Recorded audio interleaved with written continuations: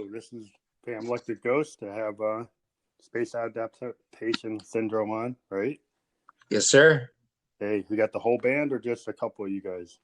I think right now I'm here. Okay, I think we have Amiri and we have Connor. Awesome. Is that everybody today? Yeah, that's everybody for today. Yep. Okay, cool. So yeah, I saw you guys.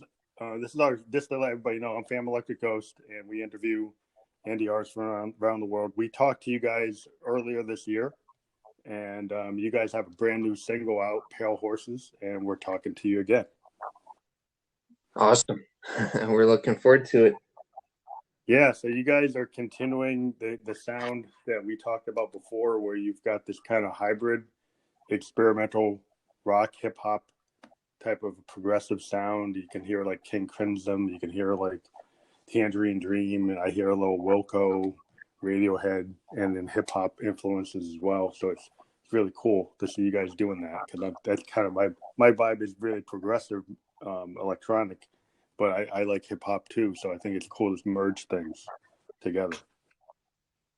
Yeah, no, definitely. I think it's just about colliding different worlds and just seeing how things kind of melt together. And but it's funny because a large part of the reason why like we started working together was mainly more out of necessity for me as like someone that writes like chord voicings, because I had a hard time finding a vocalist that was able to match harmonically. So that's interesting. So the kind of spoken word worked better with what you were doing. Exactly, because for me, I'm really listening to a lot of jazz, and a lot of my harmonic choices come from jazz. And when you're working with a vocalist, it's hard to get them on the same page with those harmonies. So with him, but like you're saying about the spoken word aspect, the focus is more on the rhythm. So that gives me a lot more freedom as a harmonic player, melodic player. So it was really a thing of necessity, So it was a practical. It was like a practical thing more than anything else. Yeah, I think maybe one of you turn your phone down a little bit. It's feeding back a little bit. Somebody is, or your speaker or something feeding a little bit back. Okay. But yeah, I mean, I think that's something I've been interested in ever since I dug the Velvets, right? And the Velvet Underground. You had like Nico, she's a model and she's doing this kind of spoken word, and Lou Reed, that's what he does. And that always kind of drove me, as like the Velvet Underground was like my, my prototype. It's like everything I do was kind of coming from that kind of punk, pre-punk idea of that, doing that, and then mixing it with stuff like, Sun Ra. You taking Sun Ra kind of ideas and then mixing it with a punk aesthetic or a pre-punk aesthetic, I think is a cool thing to do. So yeah, anybody that's doing that kind of hybrid work, I love talking to. Yeah, no, definitely. And it's interesting to bring up Velvet Underground. And, for me, that's the thing. I've always been very big into like art rock and stuff like that. Cause I think of albums more like it's an audio movie more than anything else. And I think, Velvet Underground was really one of those groups that really, pioneered in that concept, especially, with, Velvet Underground, the one with the banana on the cover. And Well, Warhol, the whole idea when they first started, it was a total art show. I mean, when you went to go see them, you had Andy Warhol, from the factory in New York, and they had all this art. They had models, they had actors, they had like weird psychedelic things going on behind them on screens, and it just was this whole kind of happening. And it was kind of pre-MTV, but post like Help, and hey, take an idea that you can mix media, and have this kind of really art exposition. And I think that's what early MTV has taken a lot of that. The early MTV took a lot of those kind of ideas and tried to expand on that. But YouTube today with all the bands, what you can do on social media, you can do that again, which is cool. Yeah, it's funny you bring up the multimedia, because I know a lot of or some bands, and something I've been interested in possibly the idea of making like an alternate reality game around like a group. Like I know the band Death Grips did that for promoting one of their albums, and I think that's something that the band should like look into, because I mean, it's basically where you create all this media like, surrounding like your album that you're trying to promote. You create these like little rabbit holes, and it gets people that you're pitching the album to, your target audience, to create this interactive way to get them involved. Yeah, I've been very, if you look at my Instagram, you can see I do a lot of weird visuals, and I've been trying to integrate that into my live performance. I'm like investing in like a green screen and some new video equipment since I can't go on the road. And my idea for 2020 was I was going to go on the road with this kind of like video thing going on behind me when I do play. I was going to have a video screen and have all the art that I put up on Instagram kind of going on behind the song. And I do pretty much a video for every song I do. And now I'm going to try to do that like live when I go on Twitch or Facebook Live or in the Instagram Live. I'm working on setting up multiple camera angles and stuff like that. But yeah, I think that anytime you can integrate into a video game or something, that or even social media, because the video game area is interesting, because as an electronic musician, that's one of the places that we can go, to sell our work. We can actually get behind working with independent film people, indie video game companies looking for audio content to go with their work, and it's a good place to kind of fit. If you're doing stuff that's kind of trippy or psychedelic or has a theme, it can fit into some of these games and some of these ideas out there. Yeah, golden age of, I think, like to a degree, and I think that's definitely like a great opportunity for indie artists to like really look into. And it's something I've kind of like looked into more over the past year or so, is just understanding like what kind of music library I can get my stuff to, what music supervisors for video games and TV shows, because especially nowadays with COVID, and like you said, there's not really a way to get on the road. How are we going to make money as musicians? Is through pitching, trying to get the syncs in, trying to get the mailbox money, through getting our stuff streamed. I think I signed up with a bunch of groups. I'm in this UK group called Music Gateway, and they run pitches all the time, and you get pitched to labels for short distribution deals. You get pitched to work on collabs. You get pitched to work on film and movies and TV. And so, I got like 2 pitches last year from them, and I was able to put out a record for like an EP I put out, and we had like we hit like 35,000 plays on an EP we put out. We're hoping to hit almost 50 in a couple of months, but you never know. Like you can get because I'm independent, I might do a release with a small label for just one project, or I'll go work on something for like another, and I'm not tied to any one thing. It's like, okay, well, I do so much work, I can put something out here, and I'll see if it works. If it works, then I'll stay with them. If it doesn't, I go somewhere else. That's the cool thing about being indie. You do what you want. Yeah, no, and I think that approach, where basically you're seeing what works, what doesn't work. I think it's very necessary, especially nowadays. But yeah, I also want to kind of comment on your workflow as someone that's a fan of your work, and I don't know, like I just find it very inspiring, like the amount of output you do, and it's always like such high quality stuff. Just like the way you bring in the visuals, and I love your music. I think I've mentioned this in the first one. That reminds me a lot of bands like Throbbing Gristle. It reminds me a little of Throbbing Gristle, TV, and there's this other like kind of like industrial band that I listened to. I forget the Nurse with the Wound. It reminds me a little bit of Nurse with the Wound as well. That's interesting, because I was very inspired by Ian Curtis and Joy Division. Yeah, like Joy Division was like my first entry into new wave. Like when I'm in my 50s, I think I told you guys before. But like when MTV first showed up, one of the first videos was like "Love Will Tear Us Apart," right, from Joy Division. Yeah, and it was like the guy was dead by the time the video came on. But but that sound was like the first sound. That song is like, being there when it happened.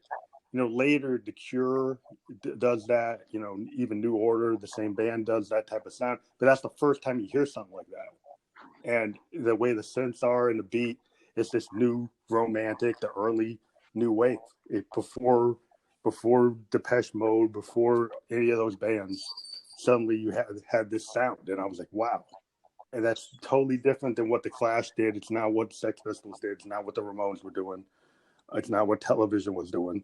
But it was like, that was very inspiring. It was very sparse and kind of brooding. And I was like, yeah, this is my vibe. I like that. and I kind of been stuck in that zone for a while. Well, it's interesting how, Joy Division was a huge influence on when me and Amiri did our first project, which is with a side project we have called Profe Fool. It's an album called Fever Dream. And that was our biggest influence, was actually Unknown Pleasures and Joy Division. Yeah. I think for me, that time, the post-punk time period, when basically what happened was like the punk guys started listening to prog, because that's basically kind of what happened. Is you had guys like, even I forgot the singer from the Sex Pistols when he started, Public Image, Limited. Johnny Lydon, yeah. Johnny Lydon, yeah. Basically, I mean, that band is kind of the prog band. Yeah, that stuff's awesome.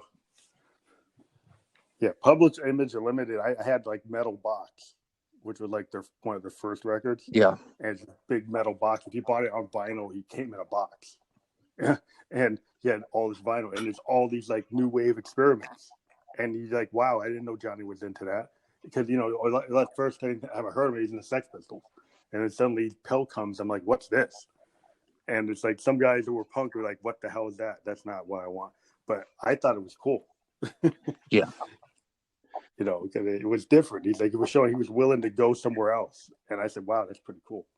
Yeah, no, and I love it, because there are still, it's interesting because it's basically like the experimentation of prog without, I guess, like a lot of the excess, like when I think of like post-punk bands like Joy Division or like Talking Heads before, like Speaking in Tongues, like when they were doing Remain in Light.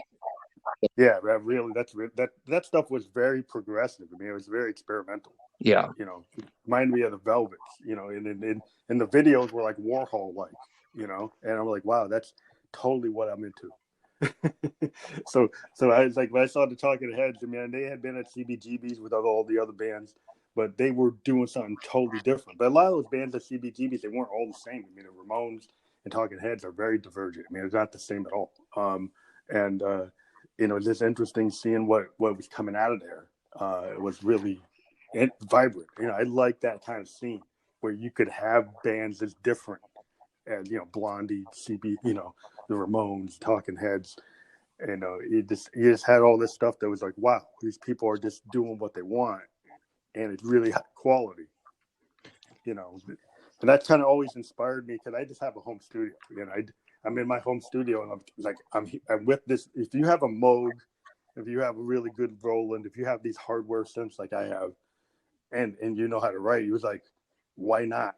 So it was like, I've invested in all this gear, and I've got these ideas, so I'm going to put them down. And pretty much I put them down like every day.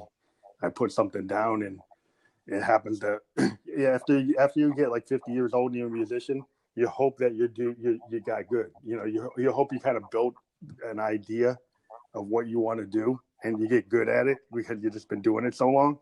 It's kind of like a jazz musician or a blues musician. You've just been in that groove that you tend to put out pretty decent stuff, because that's where your head's at. Yeah. And just say it to every band, like, the more you practice, the more you perfect what you want to do in your sound, you tend to go, you listen to Coltrane, listen to Sun Ra. There's a lot of content. There's a lot of stuff, because they never stopped. They kept on going, Yeah. It's kind of my philosophy. Yeah, no, absolutely. And it's interesting to bring up, Coltrane, because, you're saying, talking about never stopped. And it's interesting when you look at the development of jazz musicians, and especially like he's like the perfect example of it. just the way it basically went from for his case, it went from a couple chords to a lot of chords with when he got into bebop to bebop's awesome. I love oh bebop. yeah, it's crazy stuff. Then to chords that had different sounds to them because he got into modal jazz, and then it went to no chords when he got into avant-garde. Well, no, it went to like one chord basically when he got into avant-garde and modal jazz, and then went to no chords when he finally went to free jazz, and then that was it because he died in I think '68. Yeah, but the free jazz stuff, like everybody was into it. I mean, Miles got into it. Sun Ra was into it. They heard what he was doing, and Sun Ra was kind of parallel doing stuff. Like I'm very deep into Sun Ra now. I've been getting into like Jazz and Silhouette, and Space and the Place and Atlantis. And they're like the unsung, jazz band because they're like Jazz and Silhouette is like a bebop masterpiece, and then you get to all these other things they did, like I said, Atlantis and Space is the Place. I mean, Space is the Place is like fusion, it's like really out there. But they would go all these different directions. So it's like Afro jazz, Afro kind of centric, space kind of like a spaced kind of like funkadelic vision of jazz. Yes, yeah, and it very much was that. Yeah, that stuff is just a lot of people like when they hear me, they can pick up the fact that I love Sun Ra, and they can sometimes pick up some of the stuff I'm pulling from them. And I always like it when somebody actually recognizes that because I think they're the most unsung unit ever, and I'm always trying to give them praise. They would tell people like listen to as much Sun Ra as you can. Yeah, no, and well, his level of how prolific he was, and his band too, man, and like you said, you talk about there was a vision, there's an aesthetic there that like you talk about funkadelic, you really look at George Clinton, you realize a lot of that really came from Sun Ra, Yeah, I mean the whole look is Sun Ra. Like I get people didn't understand what Sun Ra was doing when they came out there dressed up like space guys. Yeah. And they kind of they were such a good band, but they really hurt them because when they came out there dressed like that and they're doing that great music, people were like, "What are you doing?" Yeah. You're supposed to dress like Miles Davis Blue. You're supposed to be in a gray suit. Yeah. And they didn't understand what they were doing. But George picked up on it and happened to be, but in the 70s that look worked. Because the Earth, Wind and Fire did it, they did it. It worked. It's like Sun Ra was ahead of his time with that look. Yeah. Well, and it's interesting how sometimes it happens. Yeah, and it's interesting how that happens in music. How you'll get one person does something, and they're a little bit more abstract. They're not understood, and then like 10 years later, 5 years later, someone comes out and they, in a way, they refine it, and there's something kind of like Shakespearean about that. It's just interesting how that kind of happens. Throughout the history of music, and there's a beauty to it. There's kind of something a little tragic about it too, because it's like, well, yeah, this guy's doing it and they're doing it well, but this guy was kind of the first guy to do it. Yeah, it's like a lot of people in music, everybody builds on everybody, and it's interesting. Like the cool thing that I found interesting is I love Dylan in a band, right? But the first time they tried to do electric, they got booed and they were called Judas and everybody's yelling at them. But then by the time you get to the Rolling Thunder review in 74, 75, what they did in 68 suddenly was validated. Because then you had hundreds of thousands of people that appreciated it. But when they first did it, people were calling him Judas and yelling at him and screaming and telling him it's crap. And it's they just believed in it. Dylan and the band, they believed in that style. They did it at Big Pink. They did Blonde on Blonde. They kept on refining it till the Rolling Thunder was the full vision of that live. If you ever listen to that Rolling Thunder stuff, it's unbelievable. With the electric violins and the full power of the band at their peak. Doing the vision of that sound, and it wasn't understood in 68 or 69, but it finally gets understood later. Yeah, and it's interesting because when I noticed whenever in art, you bring up Dylan, it was just very similar with Miles Davis too when he went electric, because people, and you even mentioned this, they're used to kind of blue, they're used to second quintet, where acoustic instruments. Then he went electric. The music really basically, you know, because, you know, when he shifted from, what was it, like Miles Smiles to basically like Bitches Yeah, Brew era, it had a huge yeah, shift totally. musically with what he was doing. It was still the same, like basically it was an elevated form of like modal jazz where you had all the modes, and it was basically a mixture of modal jazz and free jazz. It was the aesthetic Yeah, changed, you know, and it's interesting how people kind of when a big artist does that, it's normally like they revolt against it. But when someone that's not really too known does it, they're not meant with being revolted against. They're meant more with like this weird like thing of like being looked at like they're like an alien almost. You know what I mean? And like this, what yeah. is, you know? It's interesting because like you always, like I always love these unsung bands. You know, I'm always going on. You know, I talk about the Velvets, but the biggest unsung band that I'm really into, that everybody knows, is like Alex Chilton's Big Star. You know, and Big Star, Alex Chilton was a teen star. You know, he had been in the Box Tops. He did that famous song, The Letter, and he had this soul voice. It came out of like this stacked kind of blue-eyed soul, right? So he's doing this blue-eyed soul. He does The Letter. He does all these songs with the Box Tops, and basically they're like a Hall like Hall and Oates type of blue-eyed soul. And Yeah. and then he suddenly switches to this Beatle-esque band from the South, right? So Big Star sound like the Beatles. Like Chris Bell was a Beatle fanatic, and he was like a George Martin on the board. He was a guitar player, but he could write all this Beatle-esque, Beatle chord kind of oriented, like Abbey Road, like that Sgt. Pepper sound, and he was just embedded in it, and he could replicate it but not rip it off.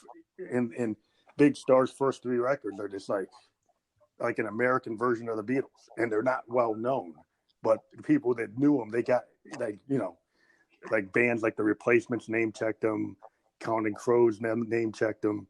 A lot of like indie artists in the '90s would name check Alex Chilton all the time for the work they did in Big Star, and it wasn't understood until like a lot of the bands started name checking them, and then suddenly people started buying their back catalog and really understanding them and basically finding them as a new kind of Velvet Underground for the '70s.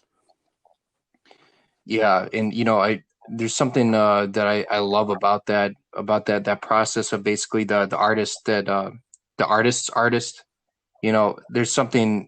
There's a real charm to that. I feel like, and I guess like when I was a younger musician, it was like, oh, I want to be famous. I want to have my stuff become real big, and then you get older and you realize, that stuff comes with a lot of problems from what I've seen. So it's like I'd prefer more like the guy that maybe would one day it'd be like, wow, that guy did some very fascinating stuff back then. That's looked upon with I guess that kind of 2020 hindsight that like you're talking about those guys have, and I don't know. It's interesting the people that influence the influencers. Well, I think as a musician, it kind of shows. It's like I'm a big fan of poetry. Like William Blake, today everybody thinks he's the greatest poet, like one of the greatest poets ever. During his lifetime, nobody even knew who he was. They have no idea he was just some farmer that did etchings, right? And nobody knew who the heck he was. But now everybody thinks he's brilliant, but he never was well known in his time. And sometimes like you don't do the art just to be the number one star. You do it because you believe in it. William Blake thought he was like a prophet. He believed in what he was doing to such a degree, put his poetry in acid metal etchings and tried to make it kind of like this kind of religious kind of fervor that he had. He just felt he was doing something important. And come to find out he was, but it just wasn't appreciated. And I think that's what music is like. You do the work because you believe in it, and sometimes you're not big in your own time, but if you believed in it, somebody else is probably gonna believe in it. And it kind of is for the ages. What you do with music is kind of for the ages. It's like any art that you put it out there because you believed in it, and you hope that other people pick up on it and find something out of it, and you continue the form. That's why you do it. Yeah, and it's funny. That's something me and Amiri talk about a lot. We talk about that a lot. a lot actually. You know, just the idea of just doing the music for the sake of doing it, and then, you know, letting it kind of grow over time. You know, and you mentioned William Blake. To me, a big example of that is H.P. Lovecraft. You know, Yeah, same nobody. thing. I mean, H.P. Lovecraft was not. He was not a good human being by any stretch of the imagination. But Yeah. he left some fascinating stuff. Good He left work. some good work, and Yeah, it's interesting fascinating. how that kind of snowballed, because at the time he was not, you know, he was just writing in for the pulps, you know. Yeah, yeah.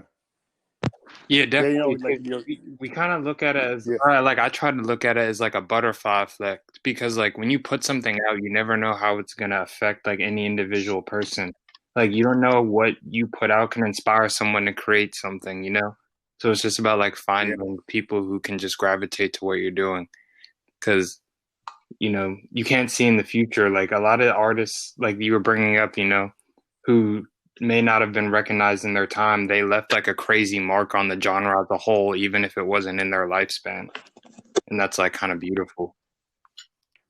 yeah. That's what keeps me going, because like the Sunrise, like the really good example. I mean, I saw so many releases from him this year. I mean, if you go out and you check the streaming services, they keep on finding all these performances and all these lost tapes, and it just keeps on getting put out. You know, it's like what, you know, like I bought the big Sign of the Times deluxe prints, right?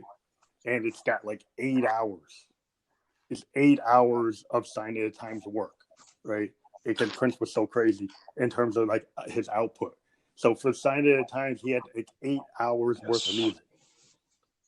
And so, you know, there's no way Warner's could digest that. But now that he's gone, they finally did what he always wanted. You know, the thing that's really sad about that is like Prince always wanted that level of work to come out.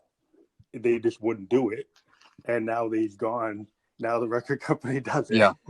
You know, it's like it's kind of frustrating, because as a big fan, I was a big proponent of. I loved it when he went indie, and I signed up for all his like online experiments and stuff, and I was like a real hardcore fan, and I'd buy anything he put out, and I didn't care if he was putting out 4 things a year. I would get it. And now, you know, record company was like railing, saying, "Oh, we're not gonna. He's put too much content," and now all they do is put out 3, 4, 5, 8 hour albums. Yeah. Yeah, and it, like you said, there's a couple things I want to say about that, because to me, Prince, his output, because he would play a live show and then he'd bring the band back to the studio when he was doing like 1999 stuff like that. And there was something I found really inspiring, like, because I had a period where when I was working at a gas station, I'd work these long, like 10-hour shifts, and you know, it's not the most uplifting, you know, job, you know. And I would come home and I'd just like push through. I'd think, well, you know, Prince would literally, like, with his hip dysplasia and all this stuff, he would go home. He wouldn't go home. He would go to the studio, work for like 8 hours after playing these crazy live shows. Like, you know, I want to do that, and I produced like a lot of material, and then from there I was able to like pick and choose, and there's something very like liberating about that. But like you said, it becomes unfortunate that you know, the record labels took advantage when he died, you know. And yeah, they finally did what, you know, they suddenly put out like all the stuff that they said they couldn't put out. They put out. Like if you go out to the Spotify and you look at Prince, there's all this content that he used to fight him in the 90s that he put out independently, and they suddenly approved it all. And it's like, okay, you know, that was such a fight, you know, during the time. It makes me kind of mad at him, because it's like, you know, this guy was like, you know, he was the Coltrane, Davis, you know, Hendrix of that time. He was able to put out output that's so high quality for an artist, you know. That was he's one of my inspirations, because the level of quality in his work and the willingness to go in all these different directions is like phenomenal. And whether or not the audience, you know, always wanted him to stick to 1999 or Dirty Mind or Purple Rain style, but he would go dive into like jazz. Yeah. We'd dive into like 3-piece blues trios, or dive into, you know, gospel or dive into, you know, whatever he felt like going to, that's where he's going to go. And he, you know, didn't care if that's not going to do 10 million, you know, he just wanted to do the music. And that's to me is like, for a pop artist to do that, that's kind of big. Yeah, no, that's huge. And that was like just a huge loss, you know, when he went in a weird way. But, you know, he was such a genius too. And I feel like him not leaving in his will, like what he wanted done with the stuff is, I feel like it's kind of frustrating. I don't think he saw his mortality, you know, so he didn't put it down, which is a shame because there's things that he wanted to do. You know, I know as a fan, there's things the way he wanted it, you know. It's kind of like what happened with Hendrix, like with Rainbow. He had this new first Raised in a New Rising Sun was supposed to be the record that came out after Electric Lady, but he never really pinned it down, right? He had all these different track lists of what it was supposed to be, but he never really told anybody exactly what it was supposed to be. So over the years, people have put out multiple versions of that last Hendrix record, and you know, people have tried to get it close to his notes, but it wasn't really clear. So yeah, the intention of the artist is always just frustrating if they can't get their you know, work put out in the way they wanted it. Yeah, and that's, you know, a murky thing. That's a murky thing because artists don't even know themselves. That's why they're, you know, working so hard and working so much in the studios, because they're trying to develop and refine it. It kind of reminds me of like Tolkien. When Tolkien was trying to develop Lord of the Rings, he wrote the Silmarillion. And it's the same thing with those great artists like Hendrix, with Prince, Sun Ra. You know, the reason why they write so much is, you know, it's kind of like, you know, when you're looking at that famous like little meme where it's like the iceberg, and the tip of the iceberg is the album, and then everything underneath is that huge development process. Those 30 tracks that they wrote that didn't even make it. To get to one, to get to one. Yeah. Yeah, I mean, the cool thing when you listen to the new Sign of the Times, you see the coolest thing I found was the song "I Can Never Take the Place of Your Man." Yeah. Right? He had a version of it in '79, right? And that's a track comes out in '87.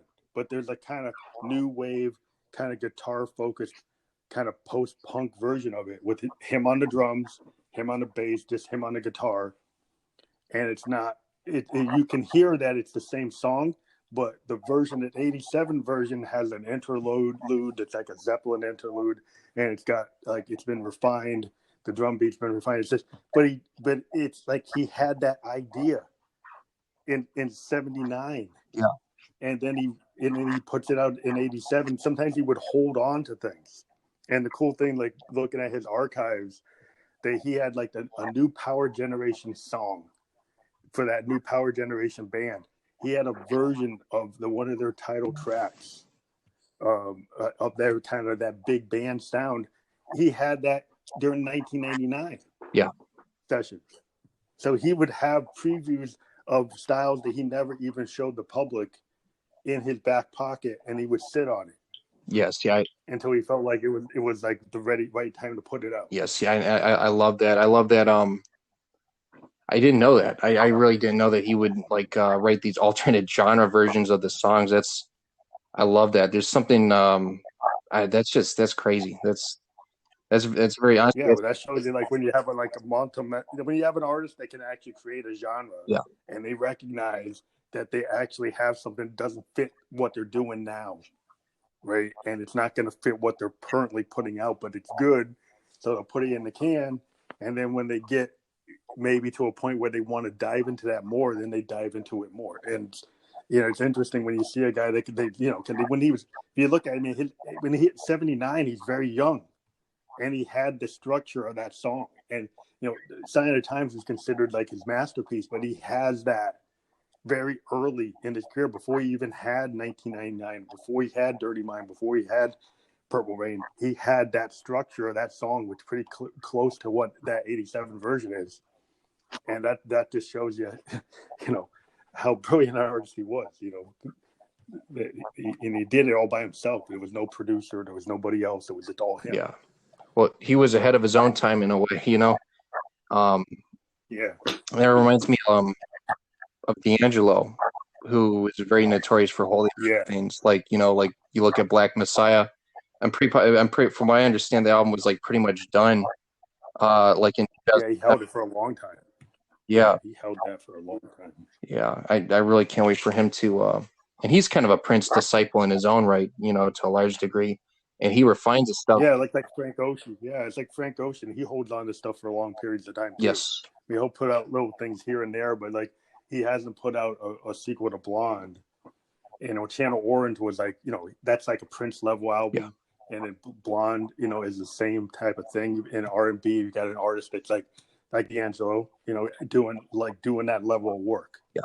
But some people aren't as prolific, or they are, and they just don't feel it's ready, and then they just don't put it out. Yeah. So I'm sure he's working on lots of stuff. It's just whether or not he feels it's the right time to do it. Some artists like Prince was always like, this is like the newspaper. So if I write it today, the public needs to hear it today. And I heard him in an interview, he said that. And it's like he was of the belief that, the Motown machine used to put stuff out weekly. If it didn't work, they put it out, have the bands put out another song. And he was kind of from that mindset that's like, why not? Yeah. So I get that. And I kind of run like that, because it's like, I feel like if I wrote it today and I was feeling that vibe today, I should put it out today. And because I can, I do. Yeah, no, and I'm it's weird for me, because depending on the project, I'll be like that or I won't be like that. Like me and Amiri we kind of have 3 projects going on. We have this thing called the Other Jam Podcast, which is basically us improvising with the drummer from Space Adaptation Syndrome, Dimitri, an amazing drummer. Mm-hmm. And it's us just riffing. And that's one of the things where we do it, we record it. I do like a mix of it. I have kind of like a mixing template, basically, where I know how it should sound aesthetically, and then we put it out. And then there's some things like this other project me and Amiri have called Profe.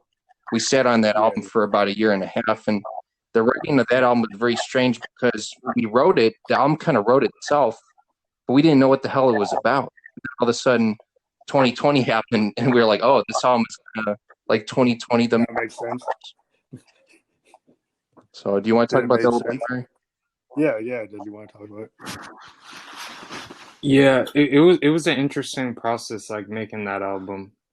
I don't know, it was kind of like the first one. We just kind of like talked a lot about what was going on in the world and stuff. Like, I don't know, we would just go on drives and just talk about stuff, and it kind of came together naturally. Because I don't think when we started recording, we didn't set out to make an album. We just started like recording more tracks. And the more tracks we had, we kind of like saw the vision for what it could be. I think that's a good way to record, because I like this kind of open-ended recording, because sometimes I have a theme. I have a rock opera I wrote, and it was intended, and I actually sat down and I crafted out the story, and I spent a bunch of time trying to build it. But the other times I just kind of stream of consciousness, like the muse, I pick up the muse, or if I work with another artist, I just kind of like, we get the vibe, and it's like, okay, let's see what we can do, and we'll do a session, and we'll decide, are we going to put that out? We're not going to put it out, or do we have more to say? One time I worked with this lady from Los Angeles, who was like Alt Control K. She was an actress, but she did like EDM, and we had this idea to do this kind of trippy album called To Infinitum, and we had this period we were writing all these songs. It's like, oh wow, we just boom, boom, boom, and then it stopped. Like suddenly we had no more. Like we're done. And I typical me, I was like, I want to keep on going, but she was like, no, I'm done. And that's okay. I guess it's done. Yeah. Yeah. It was like this period for like 1.5 months where we were totally in sync, and then suddenly like the well ran dry with her. She's like, okay, I don't really have any more to say. I think that's it. And so that's cool. He's like, yeah, okay. And then well, that's the whole project. So let's go. But you never know. It's kind of weird. It is weird because the music, in a way, I feel like I hear it, and it's weird. Because you're talking about being in sync, and it was similar for me and Amiri, especially for this album, Bleak Psychedelia, the project Profe that we do, whereas like the album. It kind of channeled itself and willed itself into existence in a weird way, and then we sat on it, and then it just like was like, okay, this album is now ready to go out. And it was a very, like you said, open-ended process where it's just like, you know, and there's something unique about that because the album before that was very structured, very exact. I had a specific vision for it, like, and this one, it was the exact opposite, and the sound is a bit different. It's a rougher sound, but it's weird because it's more refined, but it's also rougher. It's just a whole different animal. It's more rock oriented. The other one was a little bit more. Yeah. Yeah. So when you guys get into it, because you guys have a tendency to kind of go off and do like on Pale Horses, I like that you've got like samples, you've got like hip hop spoken word, you've got, you know, some singing, you've got the extended solo, you've got this vibe. It's kind of pulling all these like things that I love, you know, the kind of synth tradition of like a band like a Yes or a band like, you know, like Tangerine Dream. You're pulling like those vibes and you're bringing in new elements with the hip hop and the spoken word. And it's just, you know, it kind of feels like this is a really interesting song. And in today's world, you know, you're at 5 minutes and 4 seconds. That's like an eternity in today's world because we have singles that are only like 2 minutes, you know, or less than 2 minutes. And you guys are kind of doing like the old traditional kind of Pink Floyd kind of thing. You're hitting 5 minutes, and you could feel the song probably could go 7 or 8 minutes. And do you find yourselves having to cut yourself off, cut it down, or was this a longer jam and then you cut it down, or was it that it came out to like 5? Yeah, it was one of those things where, well, you know, I want to say, you know, for me, I kind of feel like I mainly come from that prog like lineage to a large degree, because that was like the gateway to all the stuff that I really got into, from like funk to jazz to post-punk. It was prog, and it was bands like you brought up, Yes, King Crimson. Robert Fripp is my favorite guitar player of all time. He's awesome. Oh yeah, he's insane, and I could speak on him for hours. You can just ask my girlfriend and Amiri, you know. Yeah, definitely. But he's like a Zappa, you know. Zappa and him are kind of going in, you know. I can listen to both those guys, you know, going off. I like it. You know, Zappa gets a little crazy, but yeah, Fripp is one of my favorites. Yeah, well, you know, he created his own sonic world, and you know, I came from that prog kind of like lineage. So for me, it was just like, I never really saw the songs as like trying to limit them. It was just more like, that's how that one came out, because it's that one, once again, like I said, I talked about like the songs willing themselves into existence. That song was originally, I actually ended up just putting 2 songs together by chance. It was literally just an experiment. I had 2 songs that had a similar vibe, similar aesthetic, and I just was like, well, these are in the same tempo, they sound similar, so I just kind of put them together, and then kind of a Beatles, like a George Martin Beatle kind exactly of thing. Because and it just kind of became, and I have the solo in there. It's one of my favorite solo. That took me about 200 takes to get to that solo. Yeah, I like that solo because it kind of like, it does put me in that kind of Beatle-esque vibe where I kind of feel, this was maybe multiple songs put together, and it, you know, just kind of McCartney does that, you know, the Beatles did it, Pink Floyd does it, you know, they used to take pieces like piano pieces that were separate pieces and bring them into a song. Yeah, you know, like, you know, I think on Wish You Were Here, I think they have a piano suite that they actually had for a while, and then they say, oh, this is actually going to work now, and then they integrate it into another song. Or I saw a couple of documentaries where they had a lot of processes where they had multiple songs and they suddenly strung them together, with that kind of, you know, the old 70s idea of like, you know, really kind of not trying to plan it, but just craft it in a good way. Yeah. You know, and I think, you know, the studios used to allow that, you know, just because they could be in these studios and use them like instruments. And now with everybody with their DAW, they can do the same thing. Yeah. And it depends on how deep you go. It's like an organic studio process. And, you know, I love that track. It's probably my favorite track I've done with Amiri and Dimitri, and there's another vocalist on there, Chandler, and I can't even commend Amari's performance on his vocals, because I listened to his lyrics, and like it's really something that sits with you. It's something very, very, very deep, and Amari, in a weird way, he's kind of like a combination of, he's got the spirit of mumble rappers where there's that vulnerability there, but he's got the lyricism and the tact of more old school, like 90s hip hop guys, like Tupac, and Biggie, stuff like that, You got that old school, but I like that flow where it's actually, it's saying something, it's telling a story, or it actually, you can understand it, and it's kind of that classic hip hop. And I love, I think it would be cool if you guys did like a multimedia with the words, like you could actually put the words out in some kind of form, whether it's video or print or some PDF or this, because I think words are so important, like lyrics are important. And if you can get it to the fans in some kind of form, whether it's a lyric video or some other type of thing, that you put it out, it's cool. And I'm a big fan of actually diving into lyrics, and getting deep into it. So I think it's cool. Well, Amari's a straight. He's yeah, man. It's about the words for me. Like, the music is definitely the most, not want to say the most important, but it's what grabs people. If you hear something like a melody you like, you're going to be more inclined to listen to it. But I feel like the lyrics like make you stay. Because once you get past like liking how the song sounds and you start listening, that's the kind of stuff that like sticks to your ribs. And you're like, wow, I can actually really relate to that. So I always try to make sure I say something, or at least like put the words cleverly.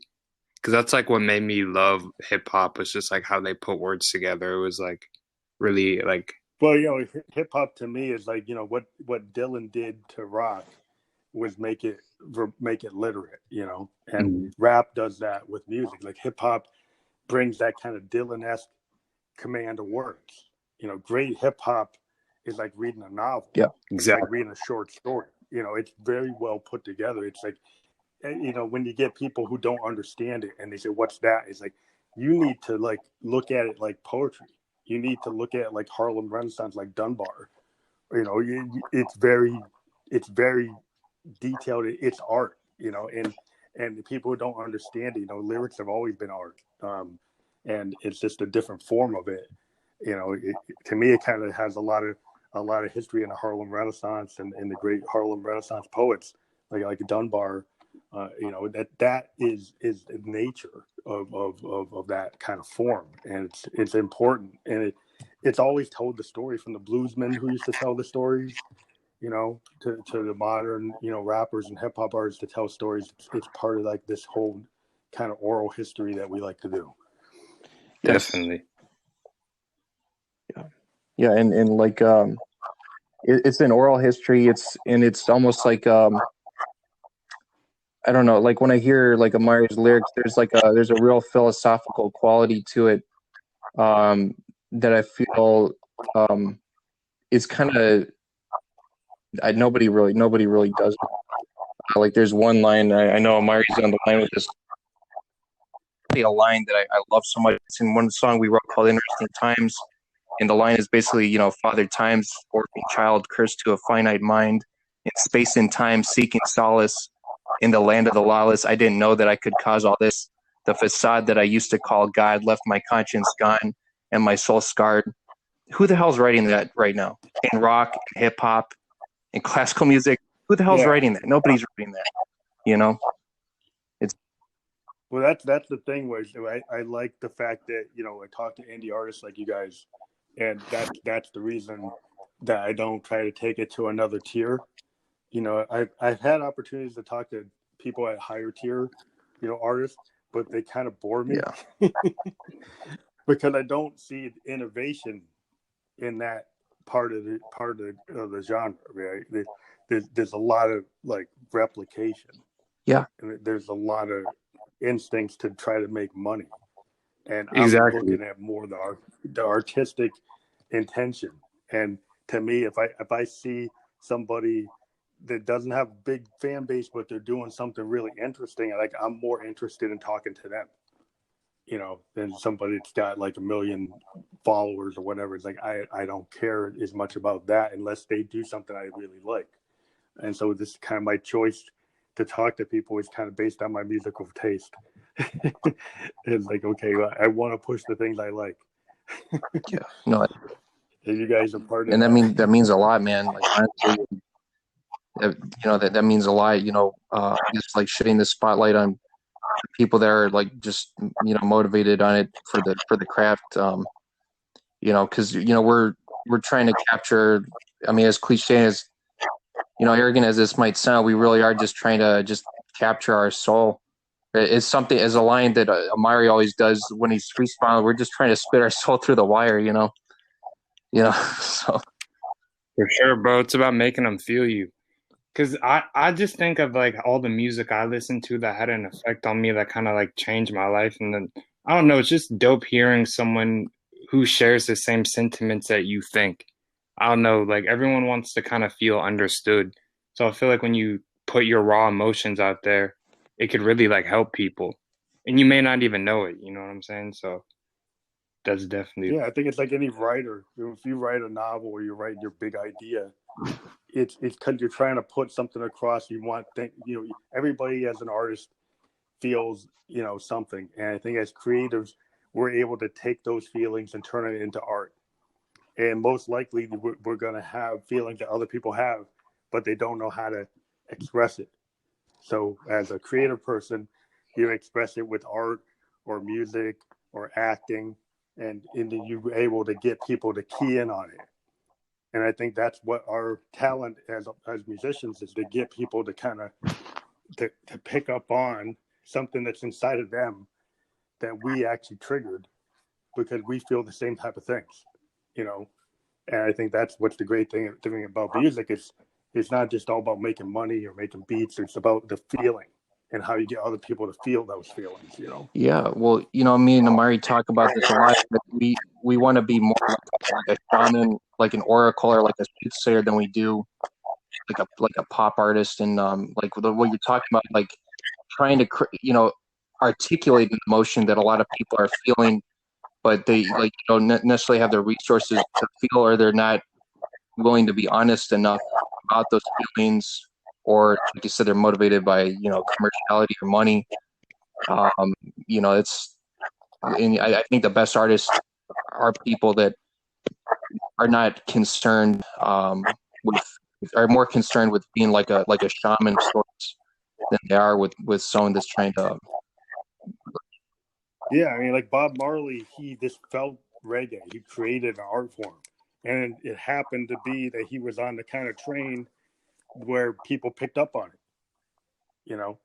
And a lot of reggae artists before him, nobody really picked up on it, but he had the right kind of spirituality with the ability to write the songs and the right band behind him, the right producers around him, and then he was able to create the art form. He's like, you know, like Prince with the Minneapolis Sound.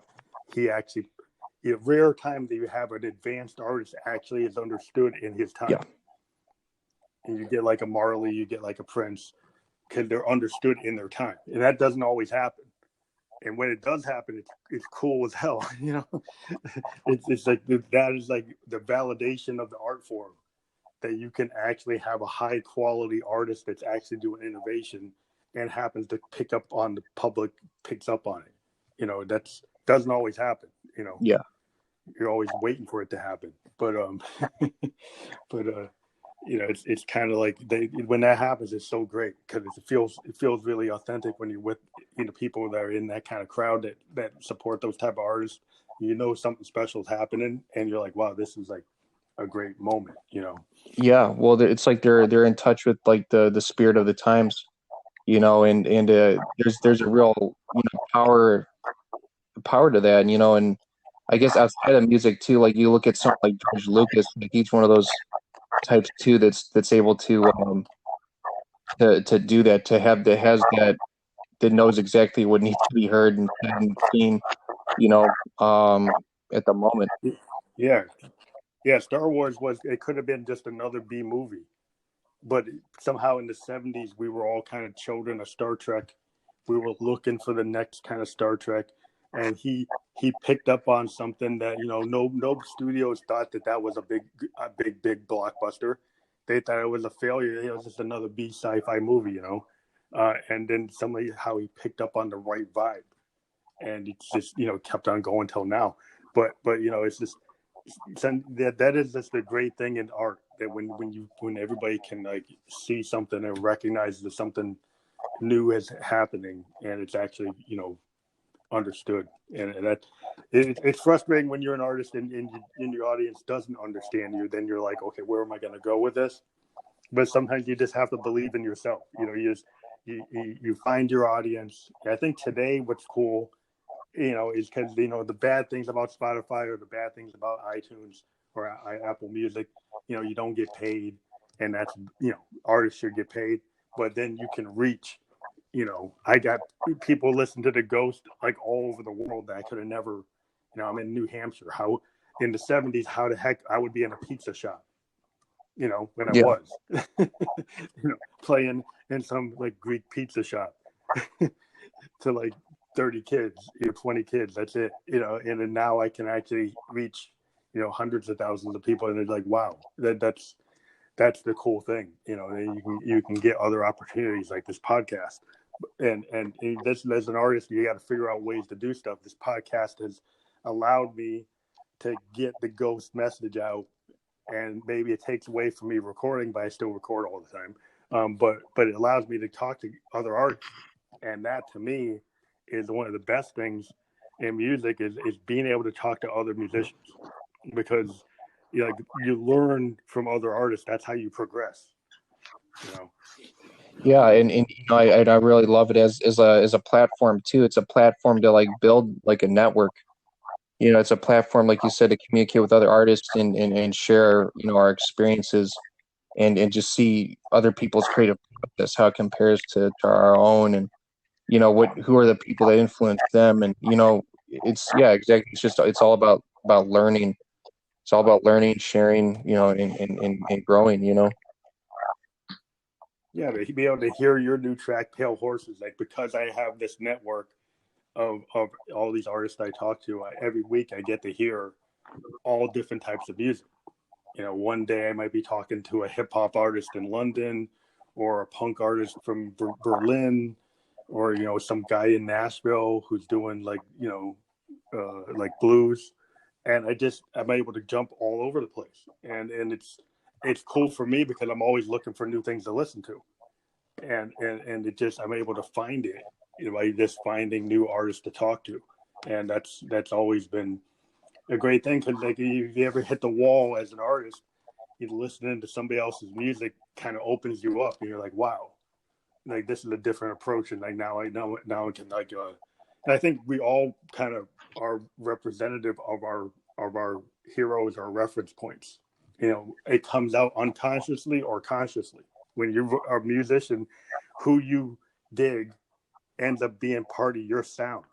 You know, whether you wanted it to happen or not, it tends to be in your head, and it just comes out. It's like osmosis in a way, and it's interesting, you know, you bring that up, because I notice a lot of I feel like the main issue a lot of people have nowadays is people have like this weird perfectionist mentality. I think it is because they were, you know, raised with the DAW, as opposed to being raised with, you know, an actual instrument, or like doing something organically, or, you know, or organic studio process.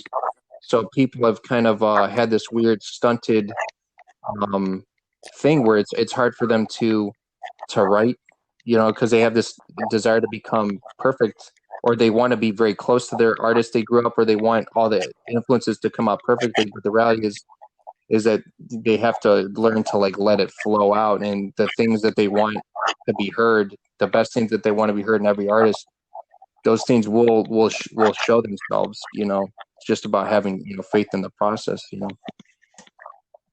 I think that's one of the big. I was actually one of my friends is into Paul Westerberg and the Replacements, and I guess there's a biography that Paul Westerberg did.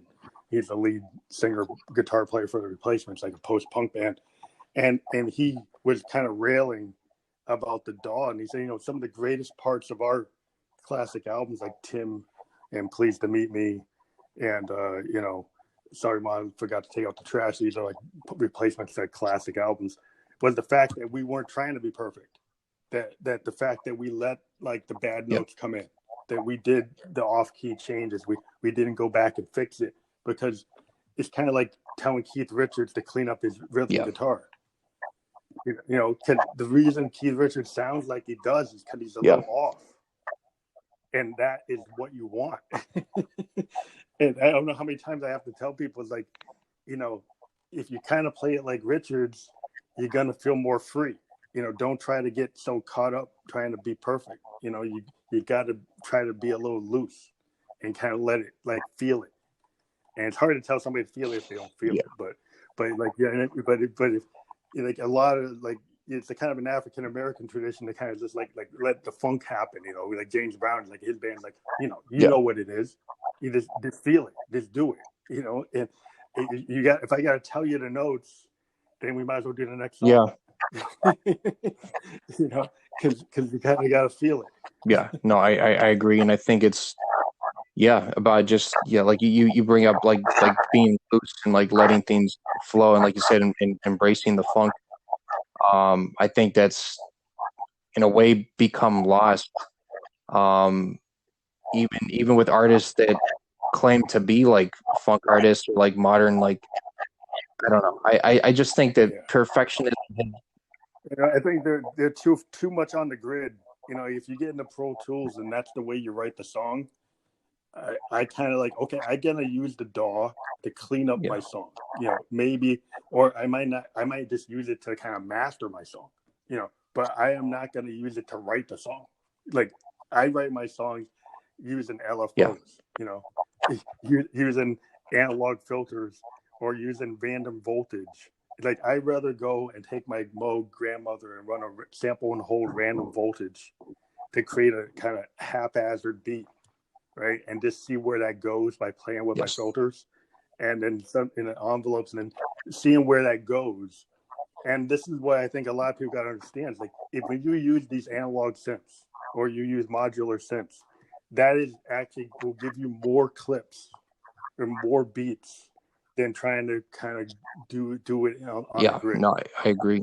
If people, there are more and more people who are getting into it and realizing that, like, if you run a bunch of LFOs and envelopes, you can get equivalent to like clips.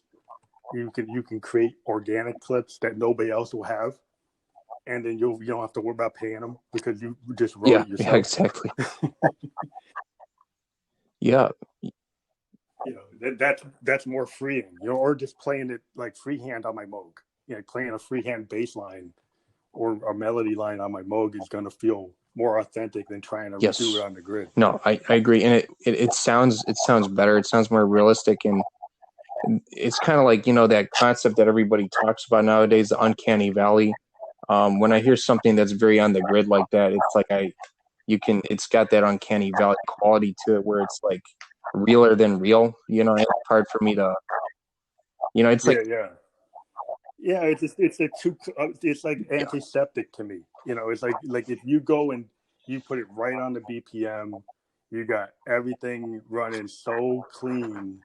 You got so much in there cleaning up the sounds. Like, half the sound, the reason why you want to use a mini Moog is because it boom through the mix, right? And you can't control it. It's just going to override all the other tinny synths, right? And if you use a Prophet 5, right, instead of using a something from a DAW, like a Prophet 5, Prophet 10 voice pad is going to blow anything from any of these modern like sound engines. And the reason why people will go get a Prophet 5 is because it does that, just like a Jupiter 8 does, or an SH7 from an old like 70s SH7 or SH5.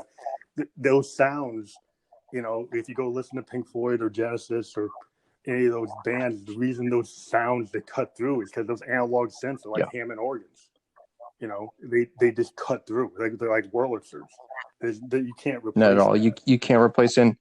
And you listen to like a lot of VSTs and they try to capture that sound, but I hate to say it, they really don't. Just the nature of them being sample based, but There's one thing I do want to say about the DAW is that one thing I have that I do that is a big part of my process is I will write in the DAW, but I'll try to always keep in mind. Basically, I won't go back and document. I won't like go back and find anything. Like I'll literally like write something, and then I'll come up with another riff, and then I'll just record that. Because I heard Joe Walsh said something. He's like, oh, people, and he was talking about that replacements. And he was talking about where it's like, okay, yeah, I can, with the DAW and Pro Tools, like everything's perfect. But people need to like once they begin to use the technology of the DAW, but they have the workflow of analog, that's when like we'll enter the golden age. And that's something I'm trying to like do in my own production. Yeah. DAW, and I'll use the DAW as like a way to document, because I have a big issue with losing ideas. Like I'll yeah, I like to document. I mean, I use like a Zoom R24, or I'll use like a Roland like Phantom, because then like a Phantom, I can go and take all my CV and gate stuff and throw it into the Phantom sequencer, right? Yeah. And it will just capture it as I do it. And so I actually didn't record it on the grid, but it puts it on the grid. And then I can bring it into a DAW, but I actually recorded it all in the hardware, and I can have my Moogs and my Arturias and my Profits all coming in, but it's all free kind of running. And I just kind of can go in and I can move things around if I feel like moving it around, or I can just enhance it or change it or run it through a different filter or something. Most of the time, I just use the DAW to run through processing of like effects to add to something I already wrote, but it was primarily done on the hardware. And I think it's samples and like if you do like granular synthesis and sampling, I like to add like newfound sounds and stuff like that through stuff like that, using DAWs to do that, because you can control it a little better on the sample. So if you're trying to take like Pink Floyd, like spoken word type of segments with somebody saying, you better eat your meat before you can have your pudding. If you want to do stuff like that, the DAW is cool for that. So you can enhance your sound. So I think it's a matter of like taking my Moog and I'm going to do the bass line live on the Moog, but maybe I'm going to do the granular synthesis and the sampling on the DAW.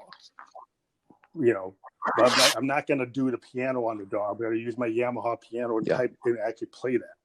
It's about making it as organic as possible, and it kind of reminds me of this time I saw Bernie Worrell play like this really dinky, basic like $100 Yamaha, and with really like appalling like samples and stuff like that. But he made it work because he knew how to like use that and like make it organic. And I think that's what needs to be done with the DAW, is learning how to turn into this organic thing, Yeah, you can just use it as another tool, because I have like a Teenage Engineering OPZ, right? It's little tiny little digital synth, and I'll use it to do samples, and I'll sample stuff, and then I'll bring it in, and it has all these crazy workflows where it does these like step components, which basically allow you to throw multiple type of like LFO type things on every step on a sequence. So then you can go crazy. You can build the sequence and it suddenly has all these effects on every step. It's kind of like putting multiple LFOs on steps. And it gets into sound design, but that kind of gets, a lot of times I like to kind of just random stuff, or stuff I think is glitchy or it's weird. And okay, I'll do that. And that's how I think you should use the technology to enhance your craziness, and actually try to make it so it doesn't, try to make it more like free jazz, but use that tool to kind of put some chaos into it. Don't use that tool to make it antiseptic.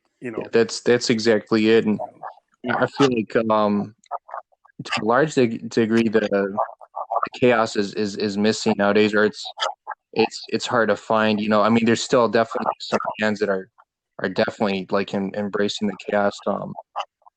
One band, a modern band that I like a lot that's really doing that is Swans. Oh, I've heard of them. Yeah. I like to. I think I tried to see if I could talk to them, but I didn't get. Yeah. but yeah, sometimes I can't get past. Yeah, no, definitely. Well, yeah, and they're Yeah, I feel like they'd be hard to get a hold. It's kind of weird because I think when I was on Facebook, I somehow became friends with one of the guitar players on there. I obviously didn't know the guy or anything like that. It was interesting, but yeah, but, I mean they're older guys too. You know, they're like in their 50s and 60s. Well, I might try again because of COVID, because people can't play. I'm finding more and more artists are starting to be open up that guys that wouldn't talk to me. Because I always try. I'll try, you know, and then it's like, okay, you talk to my manager, and they say, okay. As soon as you talk to the manager, they say no. I was like, okay, fine. But like now, because they can't play gigs, I'm starting to get access to people I couldn't talk to before. Because they're like, oh, maybe I should try that. And so maybe I should try to go on the podcast. So yeah, I think maybe I'll try that again. Oh yeah, I like their sound a lot. So you brought up again, I would love to hear that interview. I would really love to hear that because I mean you've got such a musical knowledge, all these different artists. I feel like you'd be able to, because I feel like a lot of times I watch. Oh yeah, no, definitely. They definitely seem like you listen to them a lot. I feel like you would. A lot of times I see people interview them. I feel like they don't know the history of Swans, but you know everything that would kind of lead into. Yeah, that kind of kills me on some of the podcasts. I don't like to put other guys down, but like I don't like to talk about like your social media posting about your cat or your girlfriend or your drug bust or something. Like I want to talk about the music, you know. And so like that's where I'm coming from, kind of like classic album, you know. I watch like documentaries about, you know, bands like Yes or, you know, or like I was watching a documentary on one of the guys I really love is like I was watching this thing on a kind of at the band Death. I don't know if you heard of Death. Yes. Like a black punk band. They had the whole thing on it, and I was like, wow, that's the kind of story I like. It kind of reminded me of the Velvets, you know, and I'm like, yeah, that's the kind of thing I like to watch, you know. And so I get deep into the history of music. I like to dive into like Sun Records. How did Sun Records get created? You know, I want to know. What about Chess Records? You know, what's the history of Chess Records and all those Chicago blues guys? You know, and I'll dive into it. You know, like that's what I want to get into. You know, because I think it's cool to like have that level as a musician. Like I think it's important to kind of know that stuff because it helps you, you know, as a musician. No, absolutely. And even if it doesn't, like, it's not something that directly ties in the music you do, just to be exposed to it. You know, it seeps out. Like, you know, I remember I watched this documentary on Jay Dilla. I mean, obviously my music, I mean, there's some elements of like Jay Dilla in there that are just naturally going to seep out. But, you know, I remember watching this documentary, and once again, he's one of those guys that was hyper prolific, that worked in the studio all day, every day, you know, 25 hours a day, you know, and I don't know, it just like, it inspired me. The same thing with this BBC krautrock documentary I watched, you know, but yeah. Yeah, I think it's what's cool about like, you know, just you learn that kind of history of music, you know, and the history of the struggles that even the big guys had.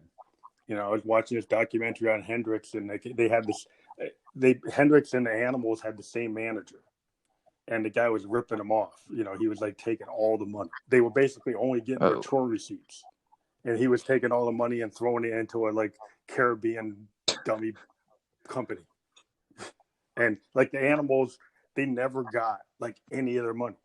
They all got stolen from them.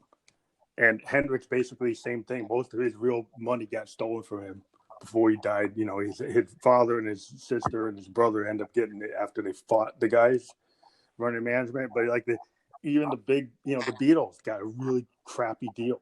They were getting selling so many records they didn't see how crappy the deal was. But it was like it was an absolute shit deal, you know. So it's like the stories like the Beatles got ripped off. It's not surprising everybody else gets ripped off. Yeah, well, yeah, and it's kind of like reminds me a little bit too of like the big one nowadays, the 360 deal. You get guys like Lil Yachty getting caught up in stuff like that. You know, it's crazy how these things work. It's almost it's funny because it makes you almost want to stay indie. It's like, all right, you know what? Well, record companies are just notorious because they tend to just give you deals where they give you the money, but the contract basically says, "Hey, you know, this album made $2 million. We gave you an advance. We estimate that your next album is going to hit $5 million." Well, that's not true, because if you look at any artist, like, they have their peak and they never hit it again, right? So like in Eagles, like Hotel California, like 10 million, right? There's no way they're going to hit that again, you know? And so to think that the long run's going to hit 12 million, it hit like 2 or 4. It was never going to hit 10. You know, it's like Purple Rain is like hit 10, Round of War in a Day is like 2, you know, 2 million. And so the record companies try to build a deal that doesn't make any sense. And then the artists, because of their ego, they hear, yeah, I'll do that again. But like realistically, you usually don't. So it's like they build your contract on something that's not real. And then you suffer because then suddenly you owe them money. And now you're working for them and you owe them money. Yeah, it's kind of like you're on retainer in a way. And you know, it's interesting because this reminds me a lot of an artist that really influenced me and Amiri, Danny Brown. He was talking about his album Atrocity Exhibition, how that was one of his he loved working on that album, but because of, I think, the success of some of the albums before that, it naturally was, you know, it just sold short because it's a more artistically inclined album. It's more of an album that's a little bit more, you know, auteuristic in the sense that it's going for a specific vibe, and it didn't sell. And I think he ended up being in the rears. I think, Amiri, you know a little bit more about that than I do. Yeah, he like spent a bunch of money on samples and stuff for the album, and he didn't end up making the money back. And it was interesting because before this album, the Atrocity Exhibition, he probably put out his most like mainstream album. Like he was messing with like EDM producers, and he had like a really successful album with that one. And then he like went out and tried to do something like really experimental and kind of almost like industrial and unique, and it didn't like sell the same. And I feel like that can be like discouraging to an artist when they kind of go out there and try something different and then it doesn't get the response that they wanted. And then you owe your label money when you were doing something. The record company always wants you to do the last single. Exactly. And they want you to do it to death, right? And so you'll destroy the genre like you destroy disco, right? Because like if you keep on putting out the same song and you just retread it, and maybe you'll get to go number one, but eventually you're going to burn your fans out. And that tends to be what the record companies want to do. You know, they don't care about like artistic intention. They're like, oh, do Purple Rain 2, 3, 4, 5, 6. You know, that's what they want. and if you do that, you know, artistically, you're going to suffer because, you know, the critics are going to slam you, but you make the money. But then eventually your fans will get burned out and they'll drop you too. So it's like, it's just, you got to balance it out. And it's, you're always going to, the experimental stuff is never usually going to work. Once in a while, you get something like a Kiss that was experimental, or Dove's Cry, and it worked. You know, it's very experimental for a pop artist to do a song like that, and it actually worked. But, you know, you get Bowie doing like Low or Heroes with Brian Eno, and that's super experimental, and it worked. You know, sometimes you get that to happen, but well, and I think that trilogy, the trilogy of albums he did with Brian Eno, it's interesting how much Heroes like worked, because I felt like those other two albums, Lodger and Low, had just as much accessibility. Yeah, it's interesting how that one worked. Yeah, and they did. But well, he kind of hit the vibe. It was interesting. He kind of hit the new wave vibe before the new wave. You know, Eno and him actually started doing like, even everybody's always talking about Joy Division as the first new wave. I say like Bowie with Eno actually did it, you know, ahead of them. But and it actually was understood. But it's weird. Some of the experiments weren't. But I mean, Eno, he just does all these experimental stuff, and sometimes it works and sometimes it doesn't. You know, and you never know which one's going to do it. And it's kind of like, that's the cool thing. You know, to me, it's like you do the experimentation and you hope the fans understand it, and sometimes they do. and you kind of never know which one's going to work. So Yeah. that's why you should always try everything. Yeah, that's funny you brought up. That's actually I love that album. I love Heroes. That's definitely my favorite Bowie album, and that's Fripp on guitar. The majority of the album is Fripp. I love that. Yeah, I think I saw a documentary where like Eno was telling Fripp or something. He went up on a chalkboard and he just started throwing chords out on a chalkboard. And they just do this, and he's like, that doesn't go. Like Fripp is like, that doesn't work, and he's like, yeah, just do it. And he's like, because like just had these ideas. If he just had it, you just throw it out, And he's like, okay, I don't really care if it doesn't musically work. I think it's going to work here, And he's the kind of guy that's going to do that, and that's the kind of genius of it. It's like, yeah, that's what's missing today. Is guys who are willing to break the rules, That you need guys who are willing to just say, yeah, I know that's dystonal. I know that's kind of off. I know you're doing like it's polyrhythmic and it's not in time. It's like, but there's a reason. I want to do it. And I love the synergy between the two. The Fripp, that's kind of like I feel like that's almost like a classic like dynamic duo. And you see it with Thundercat Flying Lotus nowadays. I feel like that where you have the producer that's the idea guy that's like thinking like a film director, and then you have the very technical musician, guitar wizard type of guy. In the case of Fripp and Eno, Fripp was the guitar wizard, and Brian Eno was this, almost cinematic director. He called himself a non-musician. I feel like it's a very similar dynamic with Flying Lotus and Thundercat nowadays, and I don't know. I love that. Yeah, I think it's the same. Yeah, I think so. I think that's cool because I think it's good to actually put a guy who's willing to break the rules. He's not going to go and say, well, in my Berkeley class they told me to do this. No. I'm going to take those ideas of music theory, and it's like it's out the window. It's like if I feel like doing this, that's what's going to happen. And you should be free to play with that, and to do what they tell you shouldn't do, because that usually is what pushes it forward. You get forward when you're willing to do alternate tunings, or you do, polyrhythms that don't exactly match or glitch a little bit. That's kind of where you come up with the new stuff. Like Hendrix doing the feedback, all the freaking recording engineers wanted to EQ it out, and he's like end up having to go on the board himself and say no. Like I think on Electric Lady, he had to go on the board a bunch of times to kind of say like, no, this is actually supposed to be here, because it wasn't something anybody had done, and they thought it was wrong. But he's like, no, it's not wrong. That's right.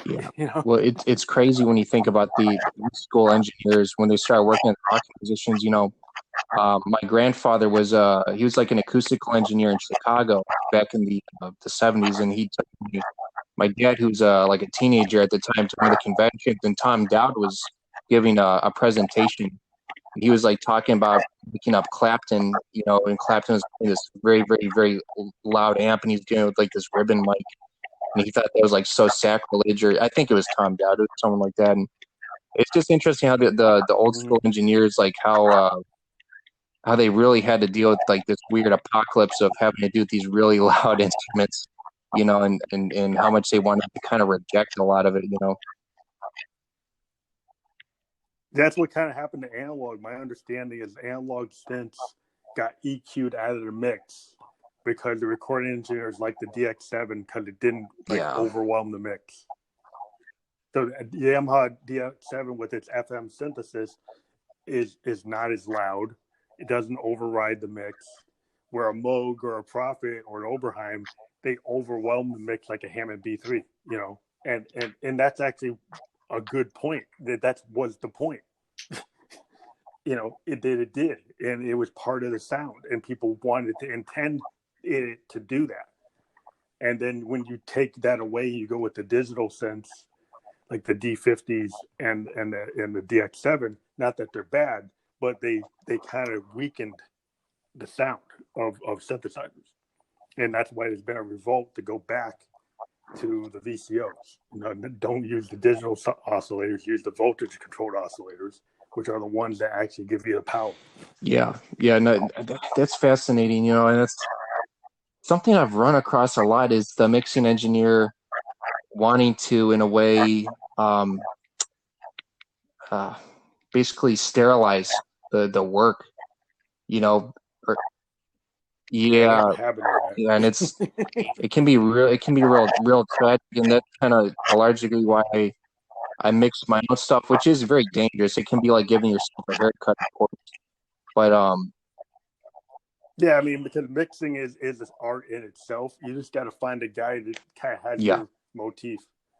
You know, it's hard. You know, sometimes it's hard when you got to pay for it yourself. It's like to find the guy that is in tune with you.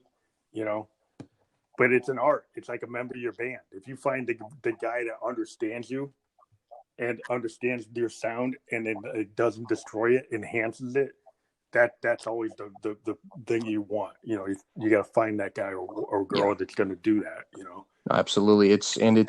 Yeah, I agree with you. It is very much like a member of the band, and it really is a skill. It's one of those things that because that's basically what I went to school for was like audio engineering, and it's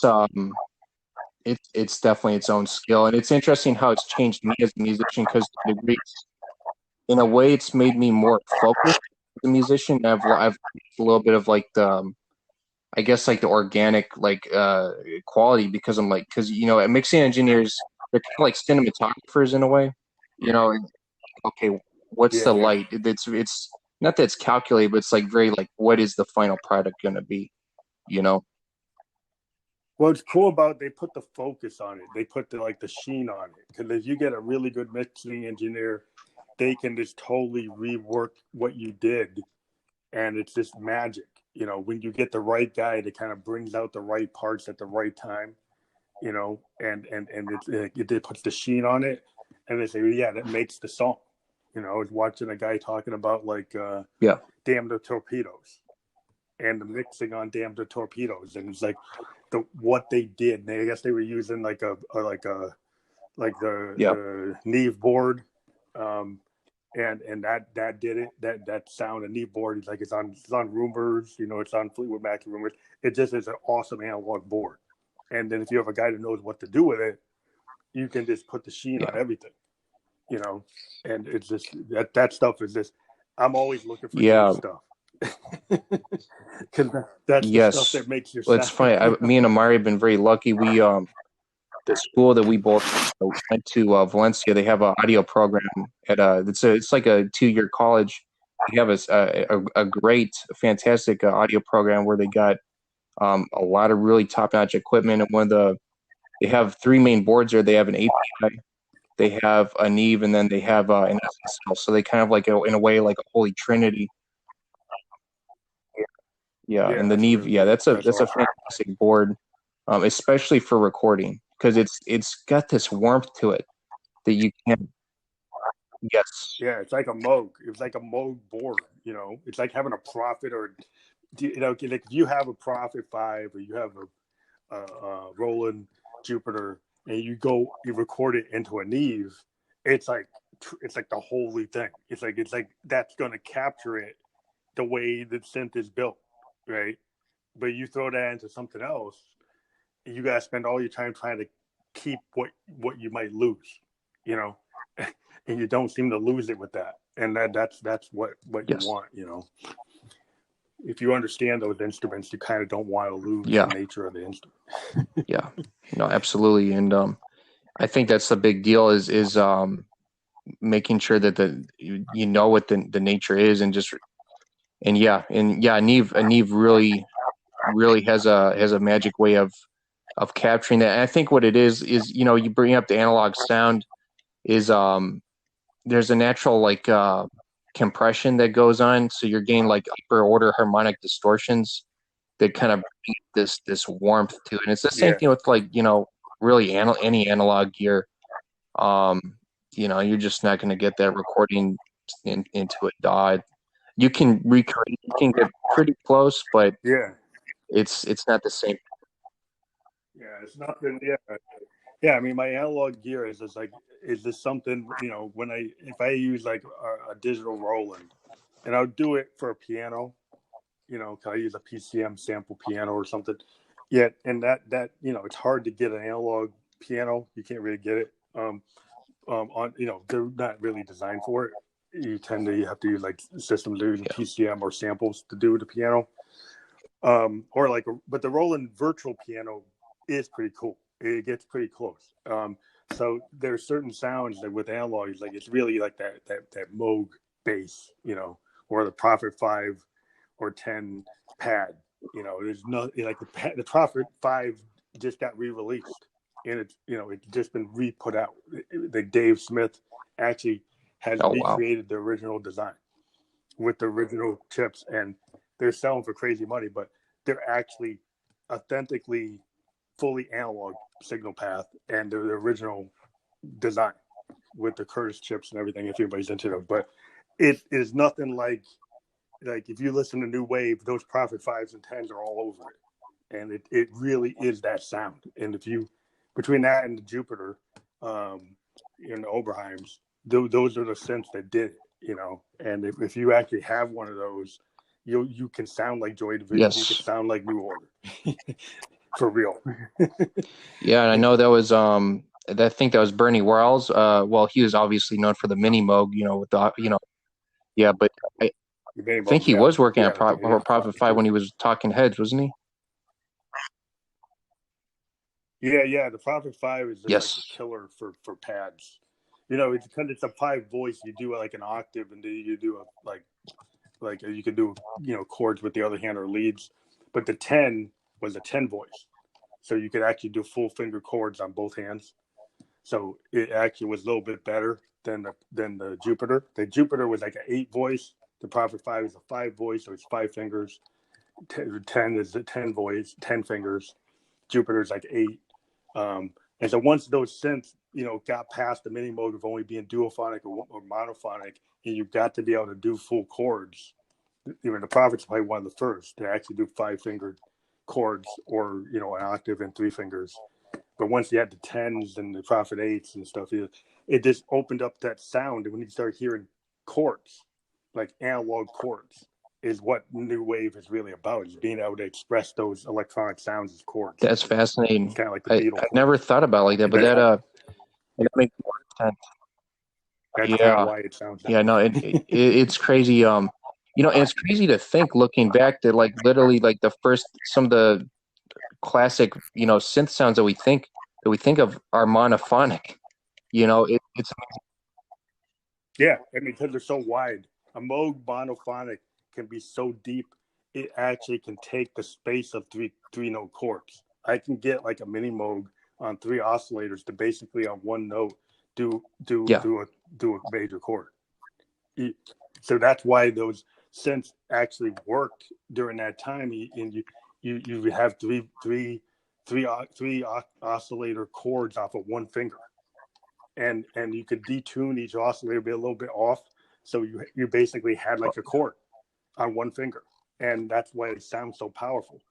And a lot of people still like to do it that way, because then if you're just doing if every single note has the power of a chord, when you do that run, it's got a kind of feel that's interesting, but then once you got the Prophet 5 and you could actually do the chord, then you get like New Wave, and you get those sounds, like Brian Eno and Joy Division, New Order, Depeche Mode. You start getting that sound, which is, that's kind of my world, because that's where I live.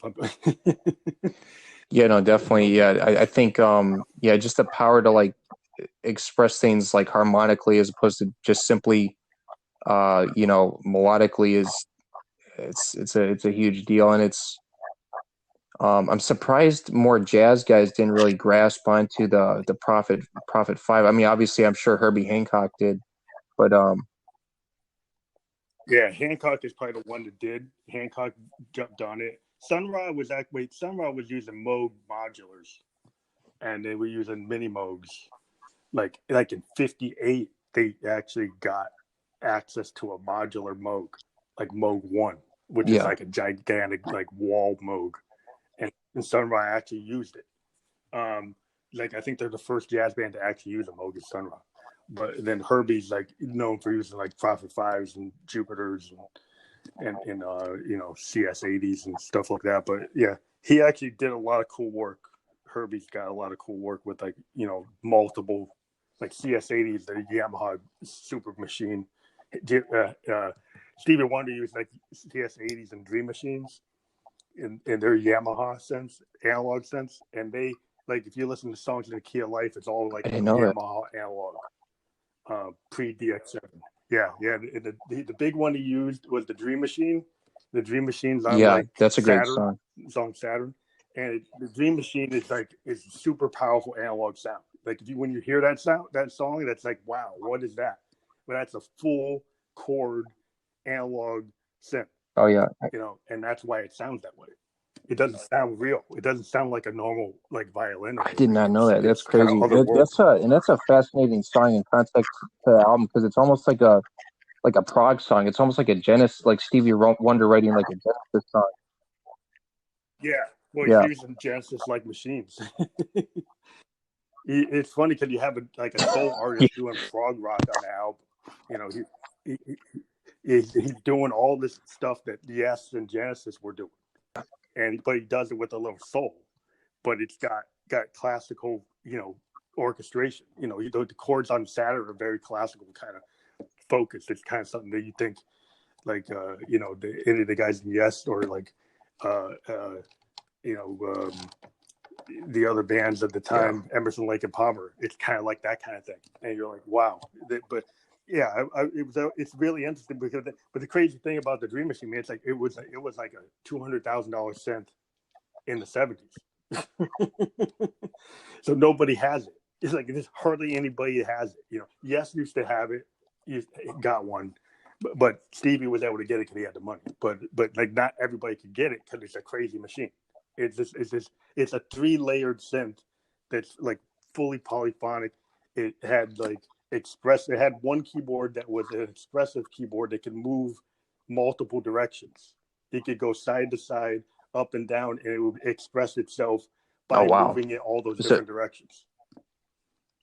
And there's hardly any synth that can do that. It's one of those synths that can, and it's kind of like it has like a Hammond organ that you could kind of, if you moved it, it would express itself and trigger envelopes and do all kinds of strange things. And it's like it's a player's machine, but it's a super like a synclavier or something. Artists forget it.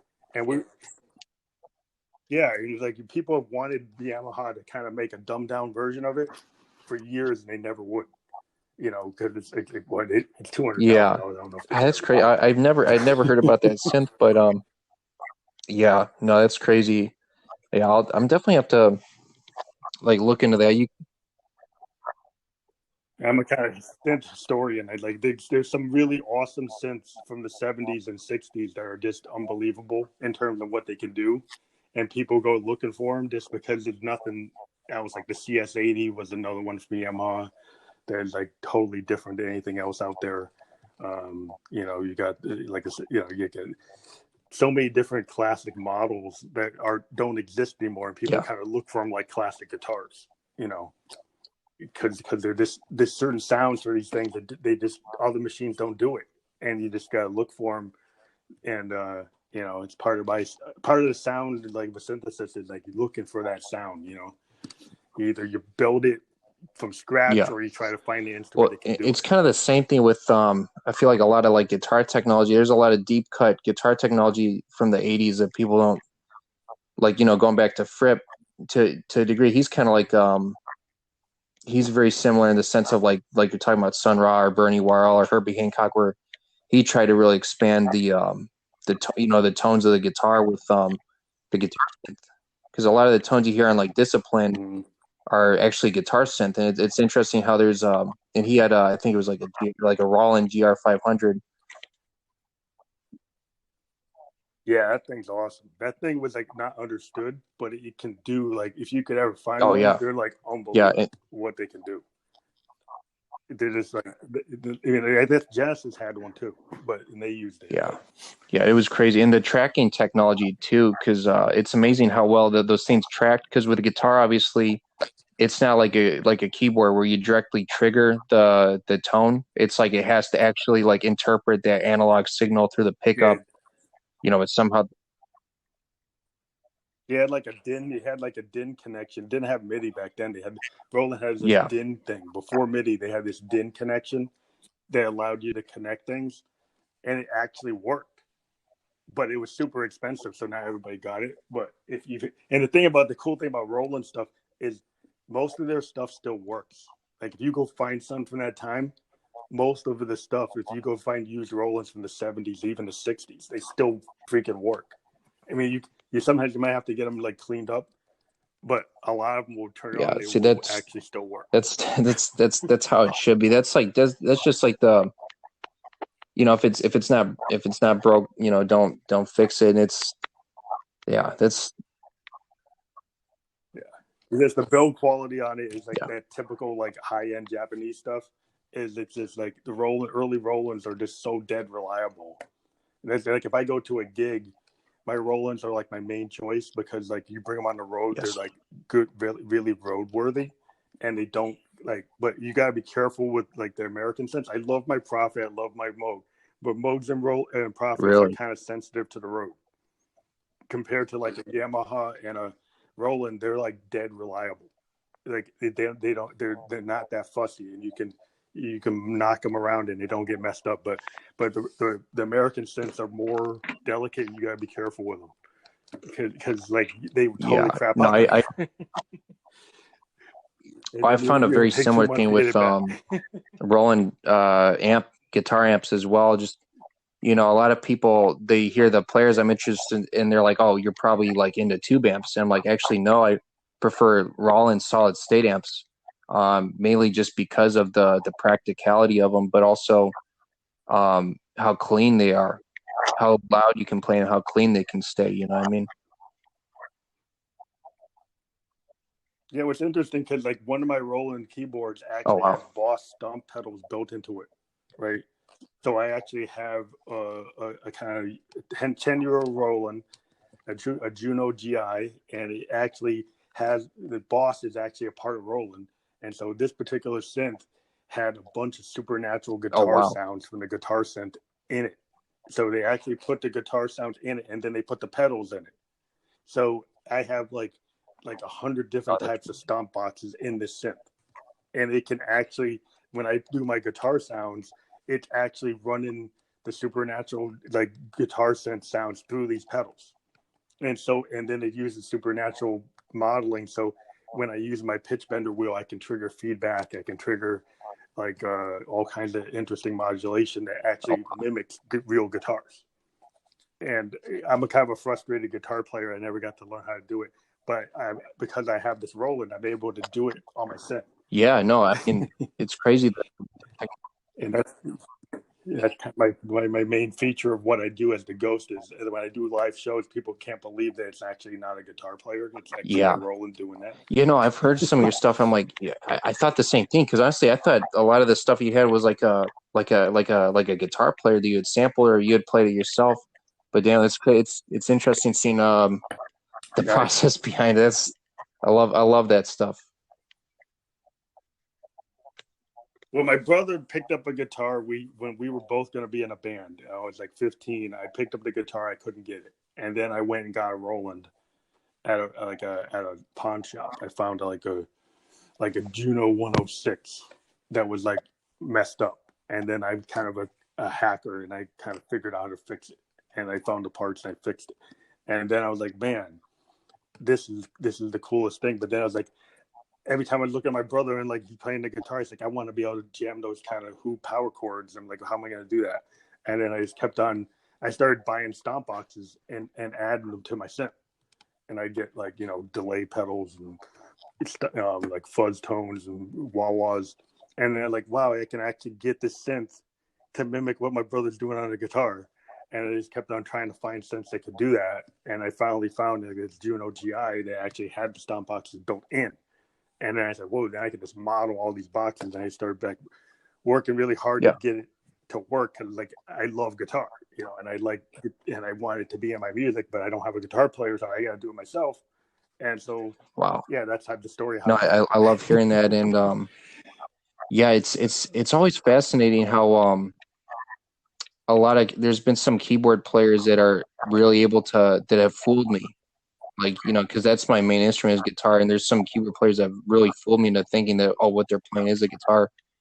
And you're now added to the list. Herbie Hancock was one on Chameleon. I thought that I swear I thought that the one part was like a guitar, and then another one was the keyboard player from Soft Machine. I forget his name. Yeah. Well, yeah. Well, I actually was following a lot of guys that do this stuff, and I was always like trying to figure out what they were doing. And then when I really got keyed in, I talked to this guy like at Sweetwater like 10 years ago, and I said, hey, this is what I'm trying to do. And he's like, oh, this Juno happens to be built to do this. And it's like Roland has this interesting history. They'll make a very specific synth for a very specific thing, and it's really good for that. It might not be good for other things, but it's good for that. And then I was like, wow. And I kept on looking at other things and trying to find chords or Overheims they would do it, and I couldn't really find nothing else. Like, but this is the one, and then I just went and got it. And a bunch of years I've been like wanting to let it go, but then it's like it actually is a big part of my sound, and I haven't been able to let it go because it's like it still does what I want it to. No, it's crazy. And my girlfriend she plays keyboards, and her main instrument is a Roland, and it's amazing the quality of samples they have. Like, she has strings, and she'll do like orchestration sometimes, and like sometimes she'll fool me. I'll think, because I also play cello, I'll legit think that was like an orchestra, but yeah, their supernatural sounds are very good. They got really good PCM like samples on something like the new Phantoms have really interesting engines. They have I think they have this virtual piano engine. They can mimic like a German grand piano or a Steinways. It can do and you can get really crazy on the settings. You can like change the lid height. You can change the tuning of the string on every note. You can get really crazy. You can change like things that you could tune on a real piano. It actually has a control for like almost every aspect of the piano. And so because of that, it's not a sample. It's actually it's kind of like the way the 808 is not a sample drum machine. It's an analog drum machine that replicates drums through synthesis. And the V piano takes the idea from the 808 and applies it to a piano. And then when it does that, you get this very unique piano sound that you can totally customize to yourself.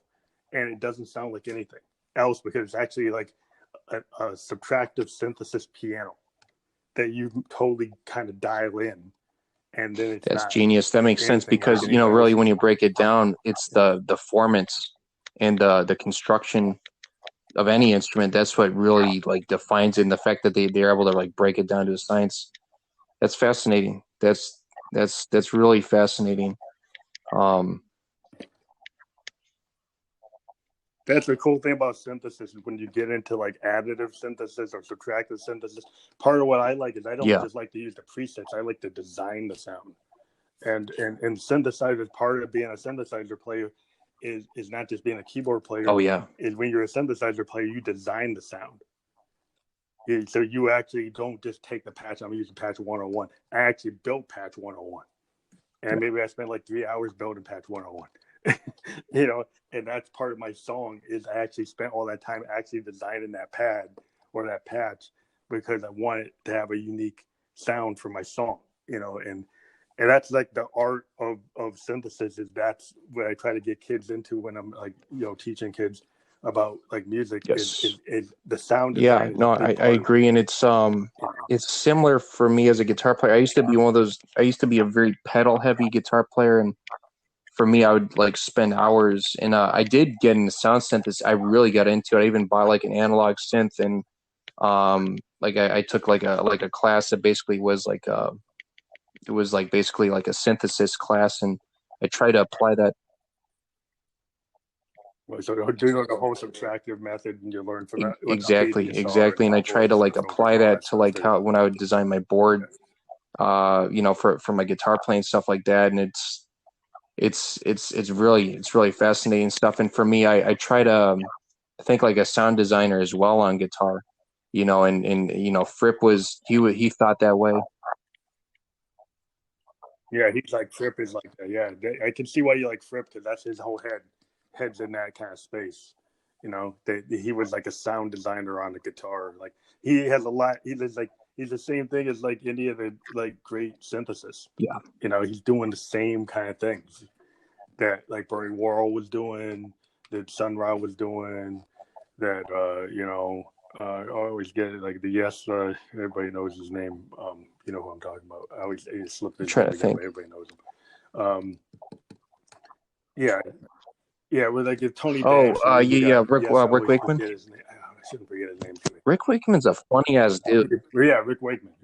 Rick Wakeman. I mean, yeah, he's funny as hell. I mean, he actually got asked to be in no, they wanted him to join Ozzy's band, and then one of the guys in the band were like he's not heavy metal. Yeah, but like he could add to the band. It's like, no, they'll kill us. Oh, that would have been interesting. Joins Black Sabbath, they'll kill us.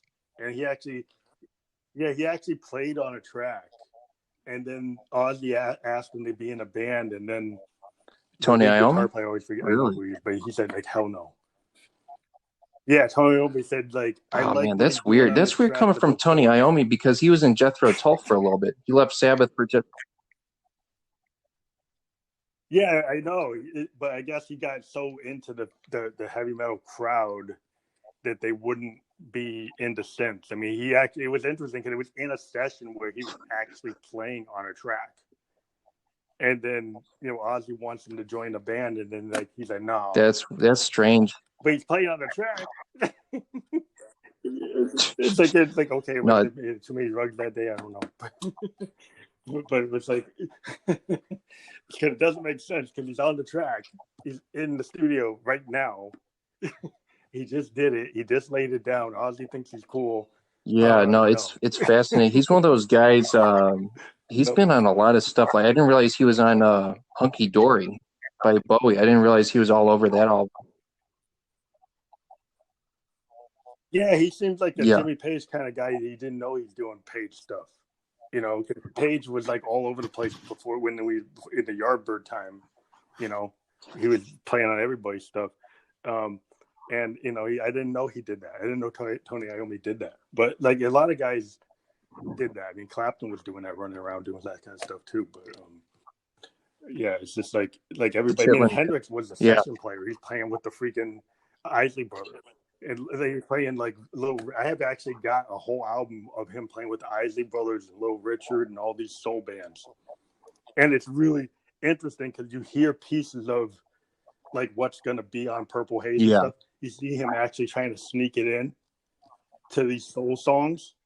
You hear these kind of riffs, and it's like that really. Oh yeah, well, and a lot of the blues guys hated him. A lot of the blues guys just like hated him because he was just so. Well, because he would actually try to throw those lines in that don't fit the song. And now it's interesting to find the songs, but you can see like, well, that doesn't really work. But it's cool because you actually get a absolutely of Are You Experienced? I've heard some of that stuff too, and it's fascinating because it's basically Hendrix without like all the distortion, and it's just like it works. It sounds great, but he's doing some really interesting stuff. He's doing kind of some like the second album he's doing is less distorted, and he's doing some kind of like chord arrangements that are kind of similar to Bold as Love type chord arrangements. And you're like, wow, that's pretty cool. He's actually trying this stuff out then. Well, he was the first sound designer. It's awesome. I love Bold as Love. Yeah, I think Bold as Love is just got some really awesome chord. I mean, like Little Wing and stuff. The chord choices he made, and the tone of it not being as distorted on some of the stuff is like really beautiful stuff. And I'm like, wow, I always liked. There's this one Hendrix record that we've been trying to get forever called Black Gold, and he was just on like a 12-string acoustic in a hotel, and he put down a 4-track of all these acoustic songs.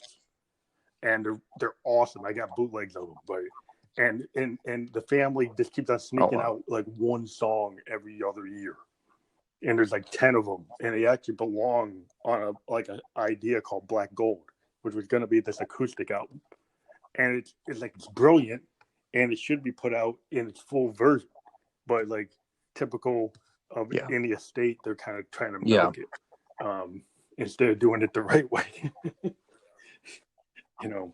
But I do like Hendrix's like acoustic work is really kind of underheard. Yeah, because if really anything, before everything, he's a great songwriter. And that's the thing I think people need to remember, is that he's this amazing guitar player. And we're talking about sound designers on guitar. He was the first one, and before all the guys, everybody's really he sounds like a synthesizer. I guess like a lot of times with my synthesis, I point to Hendrix, and they say, well, he's not a keyboard player. It doesn't matter. He's doing tones that are very similar to what any progressive synthesist is going to want to do. Because he does stuff that's like, wow. There's stuff that we try to do. I've talked to tons of synth players that are always trying to pick up tones from like from Electric Lady. Because we're like, wow, that's so cool. And we're trying to find ways to get our modes to do that, and we're like, because it's just brilliant. It's what you want. You want somebody to be that kind of and exactly. And it's funny. That reminds me of this interview with George Duke, where he was talking about how he had this when he was in Zappa's band.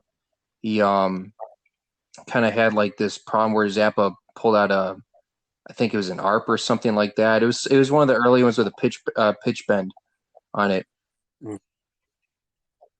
Yeah, and he was just like, why did you bring out this toy?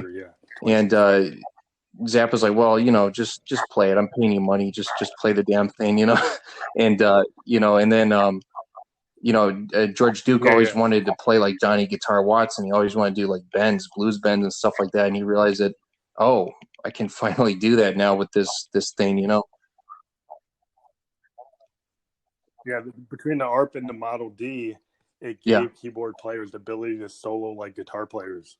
And the ARP was kind of cool because it had more controls over the synthesis. So it had this thing like an envelope follower that allows you to do kind of up and down voltage thing. And then if you combine that with the modulation and pitch bend wheels, you can do a lot of guitar type stuff. Because it gives you that kind of control. It gives you like pitch bending control over the notes and modulation control over the notes. And then when keyboard players found out that we could actually do that, they were like, damn, now they didn't want to go and get a guitar and jump up in front of everybody. Because he's like, oh, now I can actually definitely. Well, it's kind of weird for me as a guitar player because I feel like for me, like I'm very much influenced by guitar players and stuff like that, but to a large degree, it's mainly like piano players and keyboard players, just because they always were a lot harmonically sharper than guitar players. Guitar players, I mean, let's be honest, the majority of it's power chords. We only have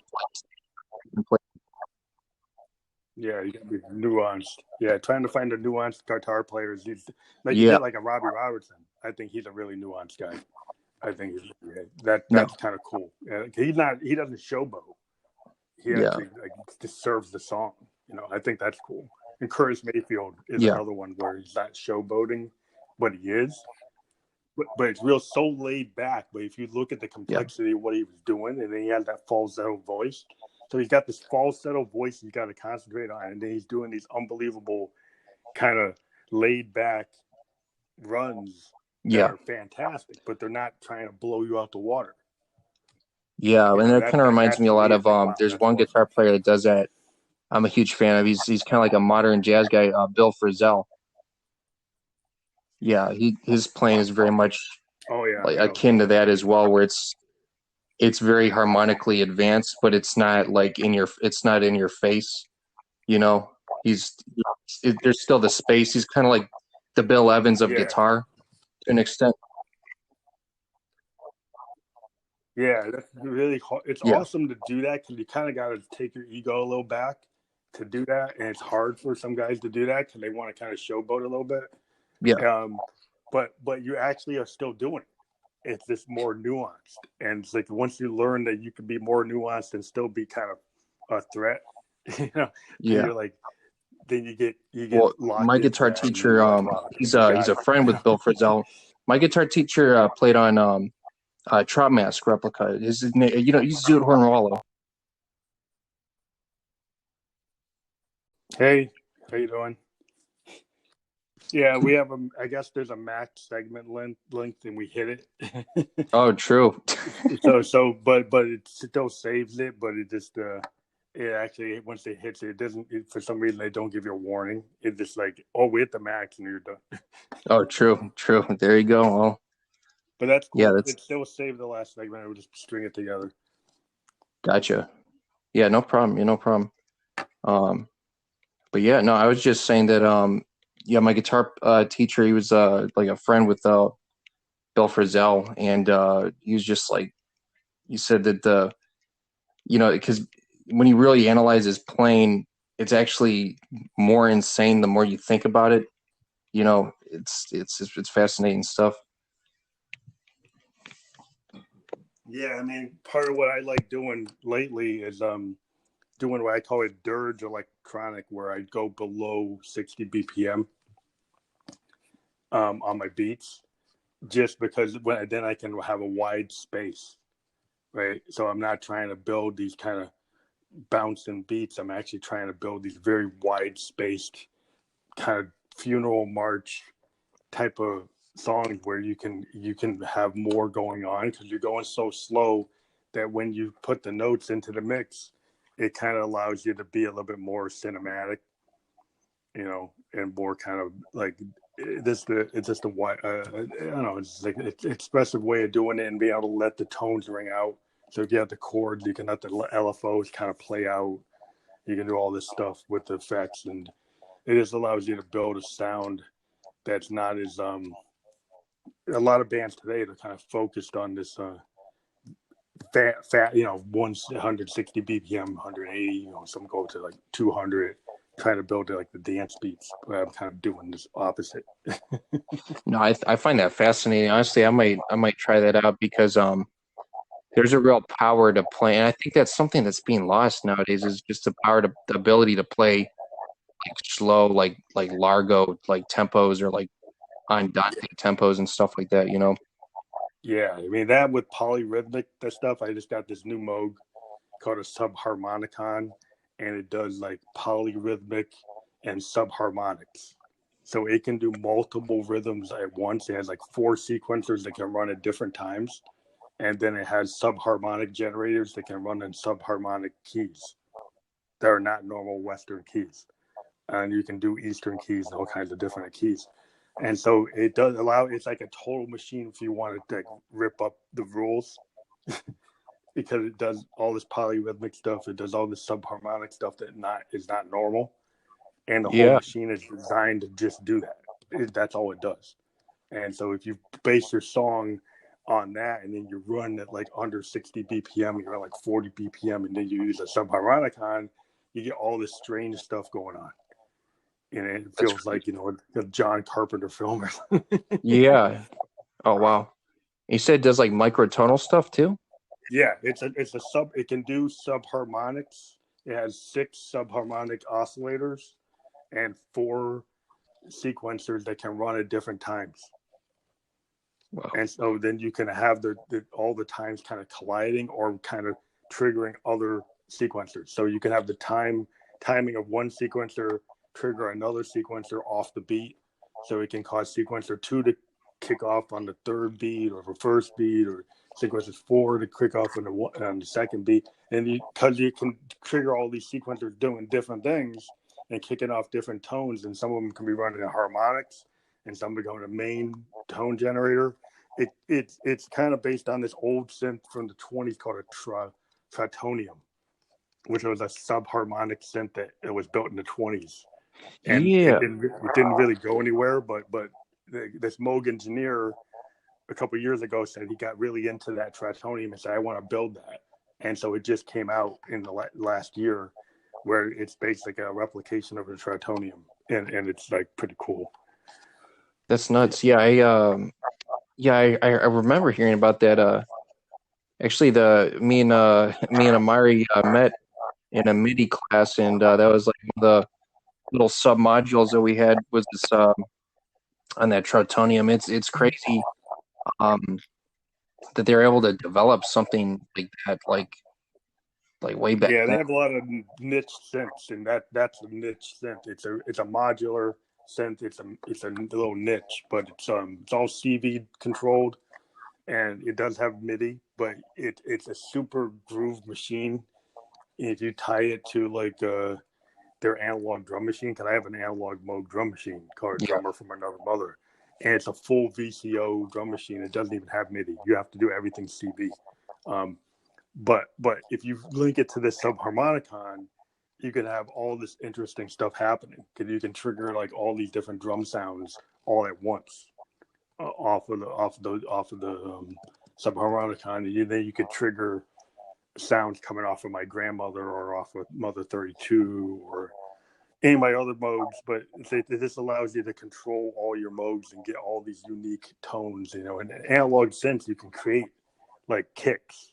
You can create bass drums, but then you can create leads and pads, and then you can mix them all in like a percussive type of nature. So you can do percussive synthesis, and then mix like modular synthesis and percussive synthesis and subharmonics and all this crazy stuff. And it just, that becomes like what you just go down the rabbit hole.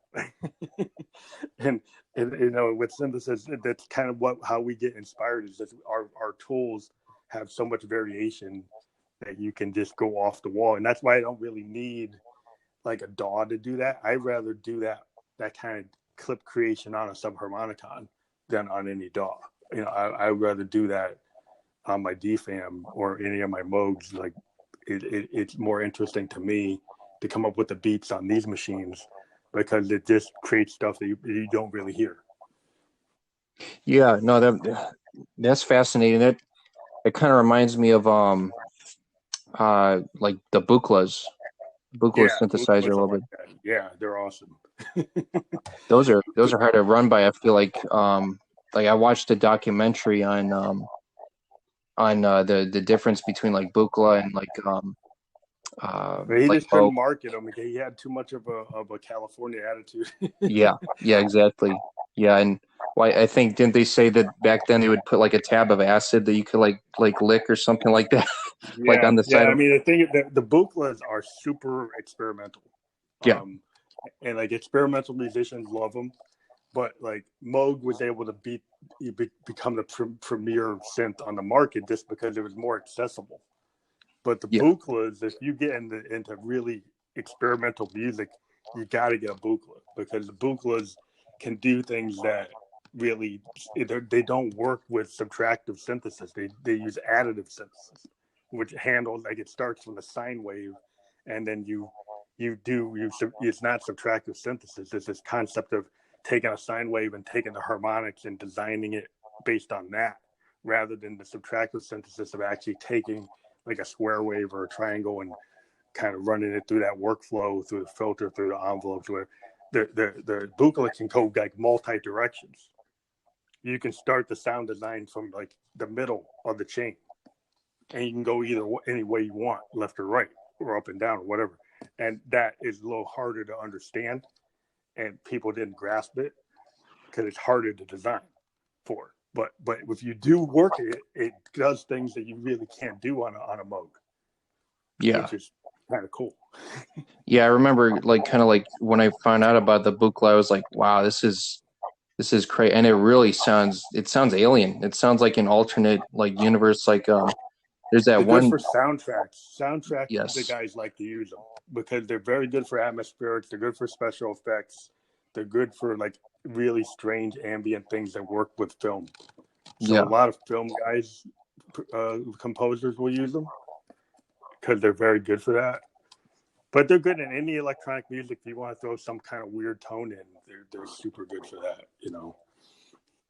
Yeah, no, I remember hearing what's that? There's that one song, Silver Apples on the Moon, I think is it what's called. I think. Yeah. Like, also, like a guy that uses it is a dead mouse uses them. Oh, really? I didn't know that. Yeah, he uses a lot. He uses them a lot. He likes them. Like he has a bunch of them. Some of them are super expensive. Yeah. The real ones, like he has some of the best ones. He's got some like original designs from the 70s, like really good ones, hard to find ones, in super good condition. And he uses them a lot because they can do things that no other synth can do, you know? Yeah. I know him and Trent Reznor are big, really big, and like just like archived, like older, like. Yeah, Reznor's got a massive room of Moogs. He's got like system ones and twos and memory Moogs and multiple like mini Moogs, but he's got the big ones, like the big Model 1s, Model 10s. These are the ones that look like rooms. They're like a big like mainframe computers. Those are the crazy Moogs. Like some of those Moogs are 30,000 to 120,000. Oh yeah, those modules. Well, and it's crazy because you can like it's fascinating with a lot of those modules is that like those modules, like they're really expensive to buy, but you can go down to the hardware store and buy a lot of the stuff to build them. Yeah, you can build them. Yeah, you just gotta know how to do it. That's the secret sauce. Is like Moog was like an artist when it comes to designing those boards and designing how they came together. He somehow had like the mind of an artist when he's an engineer. Yeah. And the way those are put together, there's something about them, like the variance between even the same model. Like you get a Moog Model D, right, from 74 and you get one from 75, they don't sound the same. They can actually sound very different. And it's kind of there's variance in the design specifications. So when they build them, they end up being like guitars. Yeah. Certain years have certain tones or certain, they use different materials, they use different things on the circuit board, or they change the board a little bit, and boom, it doesn't sound the same. Well, there's a human quality in making it. I know, like with speaking about guitars, like you look at like the original PAF humbucker pickups, they wouldn't have consistent amounts of time. They would wrap the wire around the coil. So that has a lot to do with it. Yeah, so you get, and I'm sure it was the same thing with the original Moogs, is that they're kind of not that there was like not quality check, it was quality check, but you get some there's an amount of variation. Yeah, the thing is, like when you have the transistor based Moogs, there's a lot of like it's not room for error, but it's like the tolerances that were allowed, right? So you had a certain level of tolerance when you're building it that you could be in and say, okay, that's still a Model D. Yeah. But because of that, they sound different. Yeah. And they act different. And even the new ones, they actually say in the manual that this was hand built in North Carolina, and it's going to have a little variance from model to model. It says it right in the manual. Yeah. And actually, when you have your Moog, it's like my Moog says the way it takes like 20 minutes to warm up. If you play it before it's warmed up, it will behave differently than when it's warmed up. Yeah, and I love that stuff because it's like an organism. It's like that with tube amps too. And a lot of guitar equipment, especially the tube amps, is a very, very similar thing. Like you play a tube amp when it's barely warmed up, it sounds interesting. I won't say it sounds bad, but it sounds interesting. You play a thing when it's been like sitting there and it sounds. Yeah. So a lot of times, like the old Moogs, they'd like leave them on. Yeah. For like maybe like a half hour, an hour before to play, just to get it to where it needed to be. Yeah. But then there's some cases where like Emerson would have different Moogs turned on or turned off because he wanted like that quality. In some songs he needed that initial warm up sound, so you'd actually have one sitting there that wasn't just going to be at warm up level, and another one at warm up, and use the different ones with a different sound. And it's kind of interesting. I used to read about like how they used to do stuff, and how they had to have like multiple models set up with different patches because there was no patch memory. So you had to have like a bunch of boards all over the place, all set up. Yeah. With what you were going to play, because there's no patch memory. It's not like a modern synth where you say pick patch 101. You actually had to have it dialed in that way, and because you're doing from song to song, you had to have each board set up for a different song. Yeah, well, and that's a very intimidating process. You know, that is a very like scary process. I feel like for a lot of synth players, because it's like you said, there's not a memory catch. It's like you have to remember like exactly how it goes, but in a weird way that I feel like it kind of generated like a level of like improvisation with the the programming. It definitely does. Because I noticed with Bernie Worrell, I saw him playing live with like a mini Moog, and this is like he was like Les Claypool or something like that, and he was like half the shit that was him programming the synth, but he was like doing it in this way where like it puts you in this trance where you felt like this sound was like evolving. You're on that journey with him. It was interesting. That's what I love about like I have a grandmother which is a modern version of like a mini Moog.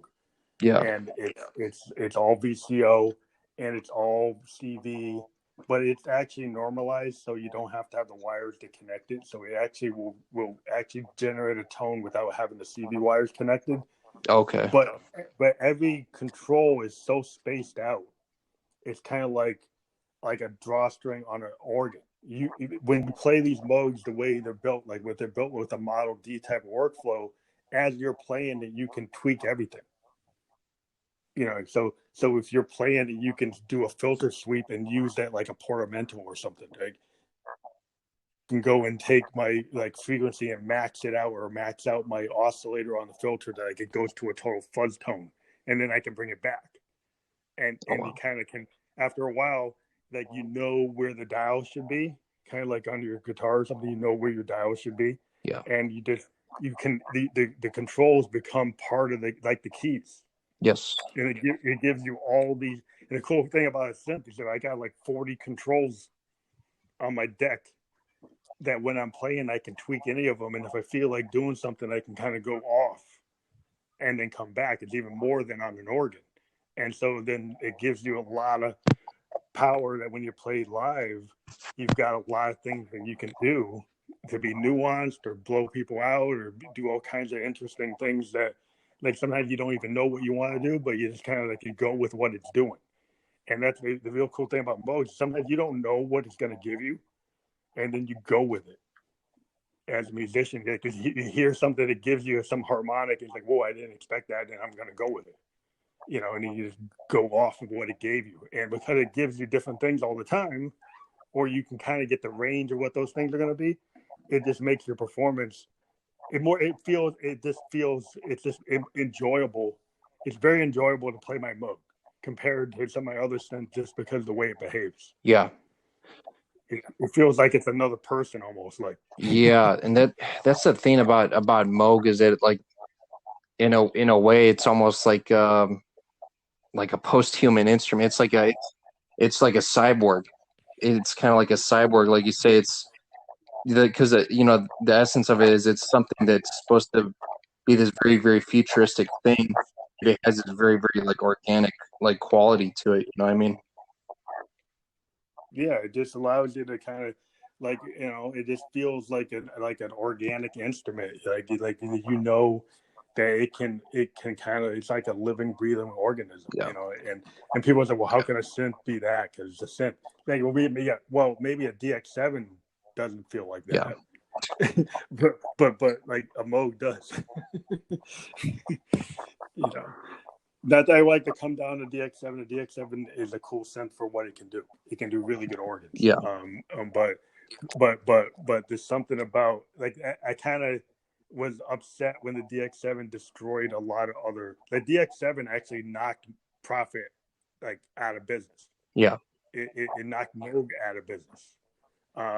And so for a lot of synthesis, we kind of have a little love-hate with it because it came along and it destroyed like the whole analog landscape of the American synth manufacturers. Yeah, well, and it took them a long time to come back from it. Yeah, it's kind of like the CGI. I feel like of keyboards.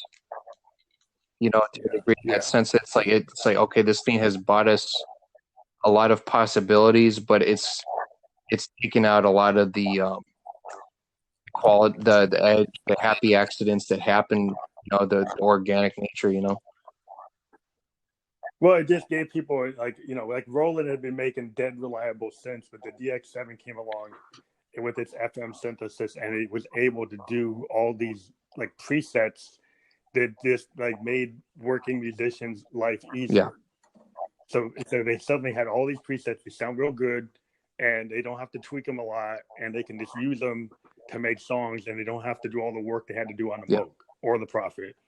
And it made it easier, more reliable, and the record companies liked it because they could sound the same all the time. And then what it did is it killed it kind of like what the DAW did. It's the beginning of this DAW type of thing where everybody starts sounding the same. You know, because they got the variation out. And what's cool is they go now sequential circuits with the Prophet. It's been back. They've been back for like 15 years. You know, they brought back the Prophet 5 this year and the Prophet 10.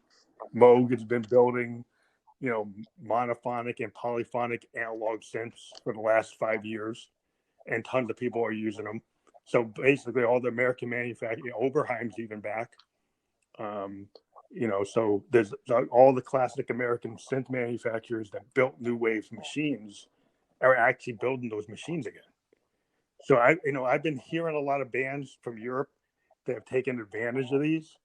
Haven't heard as many American bands taking advantage of it. I know they're there, but they're not kicking. But the fact that these things are back, I've been waiting for like the next like Joy Division. That's why I keep on trying to do it myself. Yeah. You know, but there's so much gear out there that can do it now. There's not an excuse for a band not to try to do it. Yeah. No, I agree. And that's interesting. Yeah, no, I'm waiting for a band like a new Joy Division to come out, you know, like in that sense too, where they're going back yet they're going forward, you know.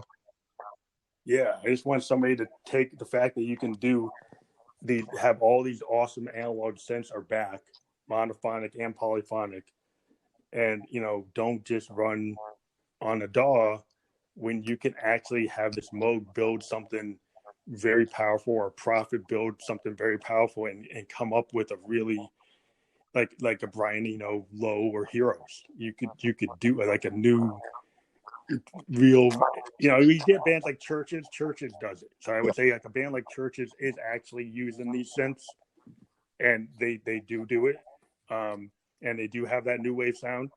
They're probably one of the most like name heavy, the heavy one that's actually broke through that's using these new synths is the fact that they do it. But I would just like to see more bands do it. Yeah, I think there's this like guy that this one composer, I can never pronounce his name. It's like One Thrick's Point. No, I don't even know how to pronounce it. But he did like he did soundtrack for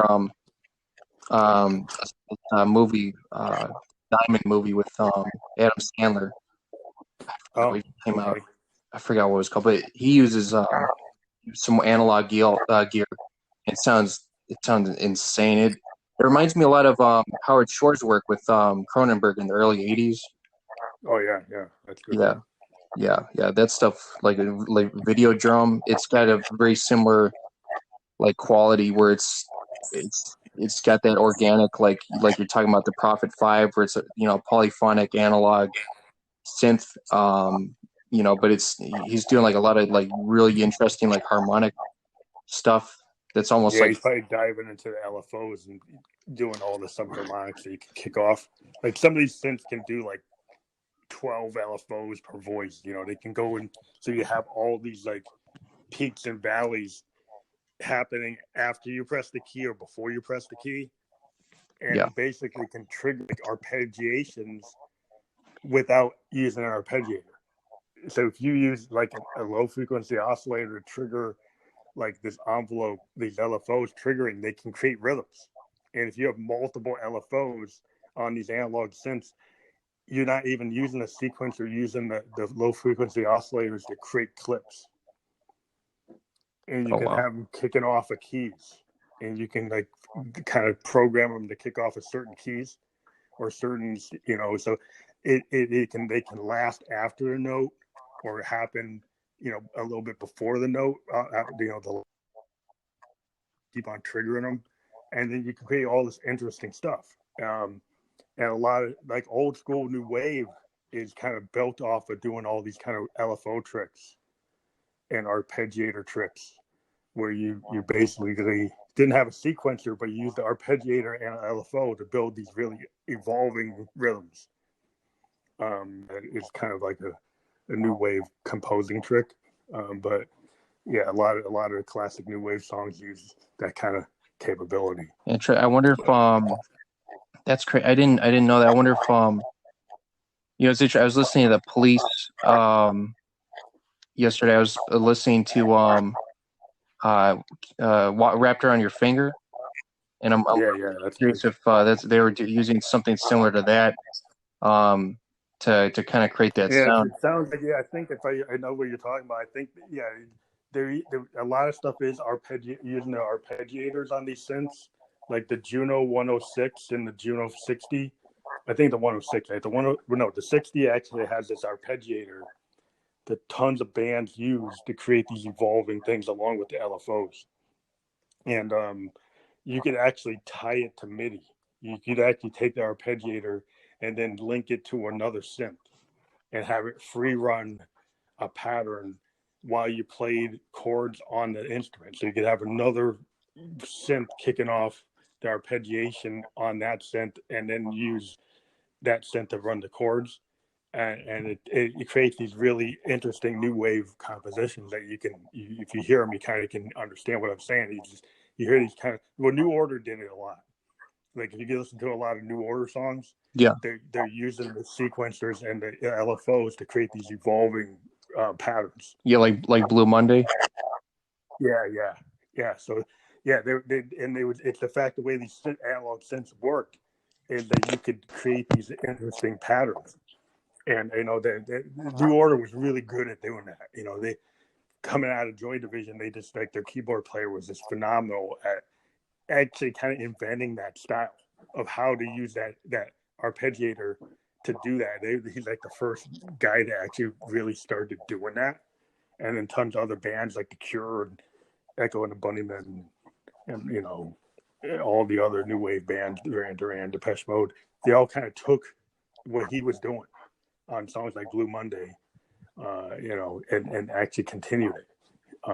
But I would always dive into that, how they do that, and I use a lot of sequencers and LFOs and stuff to trigger those kind of patterns, because that's part of the appeal of new wave is like figuring out how to create interesting patterns like that on these synths.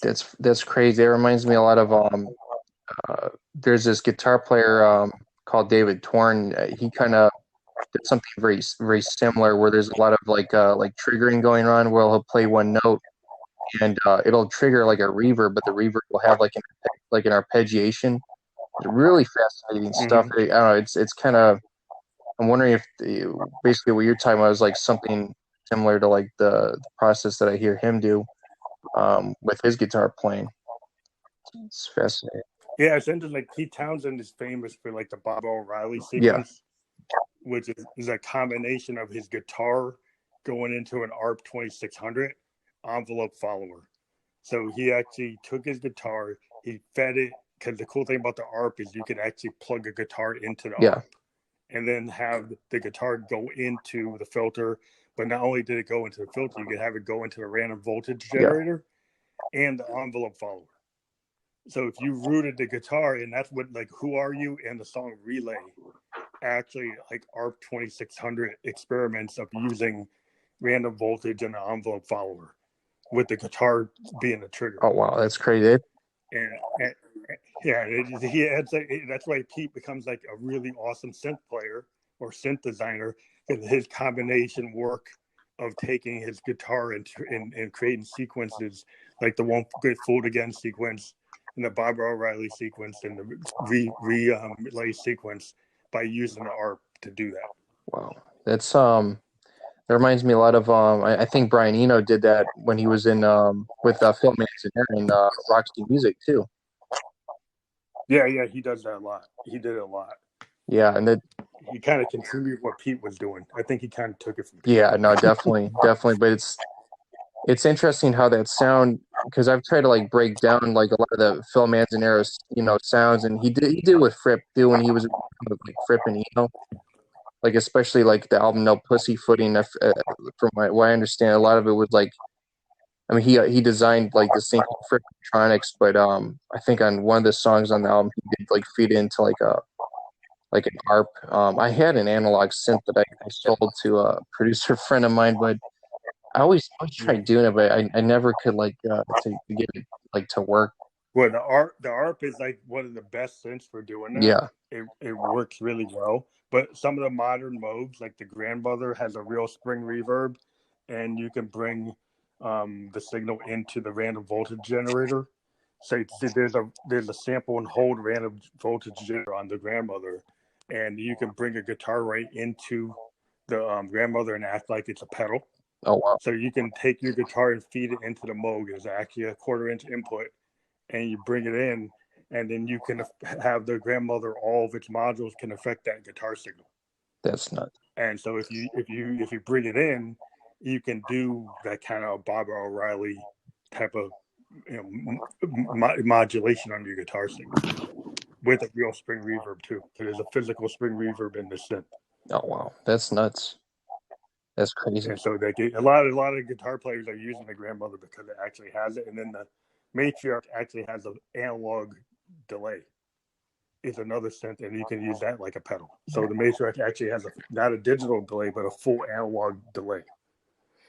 Damn, which is that's kind of cool because the analog delays behave differently than digital. They definitely have a warmer sound. They definitely have like it sounds like they almost have like a low pass filter on them. That's what I've definitely noticed. They're definitely. Yeah, the low pass filter, and the Moogs are real famous for their low pass filter. Is like one of the best low pass filters in the market. I do have a high pass filter on one of my Moogs, but typically on Moogs you tend to use the low pass more. Though I can't actually run a high pass on it, but a lot of times you don't use it. Profe 5s don't even have a high pass filter. All they have are low. They did, modern Profes have a high pass filter, but the Profe 5s and 10s never did. They're totally only low pass filter machines, which shows you that you can actually live without the high pass if you want to. Yeah, no, definitely. Well, the low pass gives you, I feel like, a lot more. It's a lot more practical than a high pass. A high pass would be. Yeah, a lot of since like we have a hard time figuring out how to use it. I've actually found ways to use it. I use it to create a bandpass filter. Okay, like that makes sense. Like you can use it and then use it to create a bandpass filter. Then you can create like vocalizations. Yeah. So then you can create this kind of sounds, like like a format, and it creates like interesting kind of like like Peter Frampton type voice type sounds from your notes. Oh wow! if you play with it enough, you can get that to happen on the bandpass, like a talk box. But yeah, it's kind of interesting. You can, it's just when you get into sound design, you can get so crazy. You start finding what these things do, and once you have access to them, it's like, oh, if I create a bandpass filter with the low pass and high pass, I can create like vocoder type sequences. And it's like, wow, I didn't know I could do that. And then you got another tool in your toolbox. It's like, wow, I can do that. Like, yeah, no, that's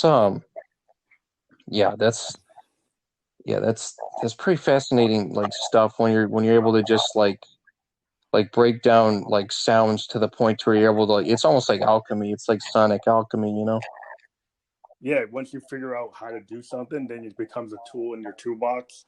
And it's like, oh, if I do this, I get this. And it's kind of cool on a Moog. It's like when people say computers, what you see is what you get. Like on a Moog, is what you hear is what you get. Yeah. Because that's like you hit the dial and then boom, you're in the sound. And then you're like, oh, okay. Just remember. So we end up taking pictures of our dials. Yeah. and putting them into like notebooks, and then saying this setting does this, and this setting. Then you go through your notebook and say, okay, like these are all my settings, and that's kind of how modes work. You have like little sheets with pictures showing the positions of all your dials and switches, and then you say, okay, and then you remember.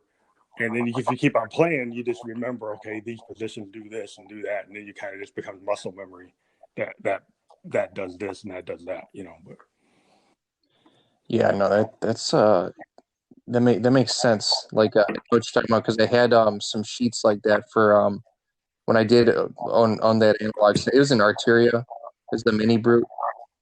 yeah, that's a good. I have one of those. Yeah, really good synth. I sold it. I wasn't really using it too much, so I sold it to a friend. But yeah, I got the newer version. I got the 2S, which has a crazy sequencer on it. Oh, really? Oh, wow. Yeah, the 2S is like a modular version that has a modular patch bay, like a 32 bay patch bay on it. It's got like 2 oscillators. It's got a 64-step sequencer. But it's really nice because it's part of my modular rig. It's the latest version of it, but the 2S is really cool because it actually is part of a Eurorack system, and so then you can use it to like the MIDI on it can then be used to move all your Eurorack stuff into the MIDI world. Oh, wow. So it links to your Eurorack modules. It actually has a place for a bunch of modules. So I have like a 2-tiered module rack that is part of this Arteria thing called a 6U. And then the mini brute is on the base of it. And then I've got a bunch of Eurorack modules on the top of it. And it's got 2 rows of Eurorack modules, and then they all can integrate. So I've got like different company modules that are in this rack, this Arteria rack, and then it talks to the mini brute. And so then the mini brute can become like the brain of all the Eurorack modules and allow you to kind of mix and match all these different things. And you basically can build a custom synth based on whatever you're into. And it's kind of like a kind of do-it-yourself type of thing, like a Radio Shack type of thing.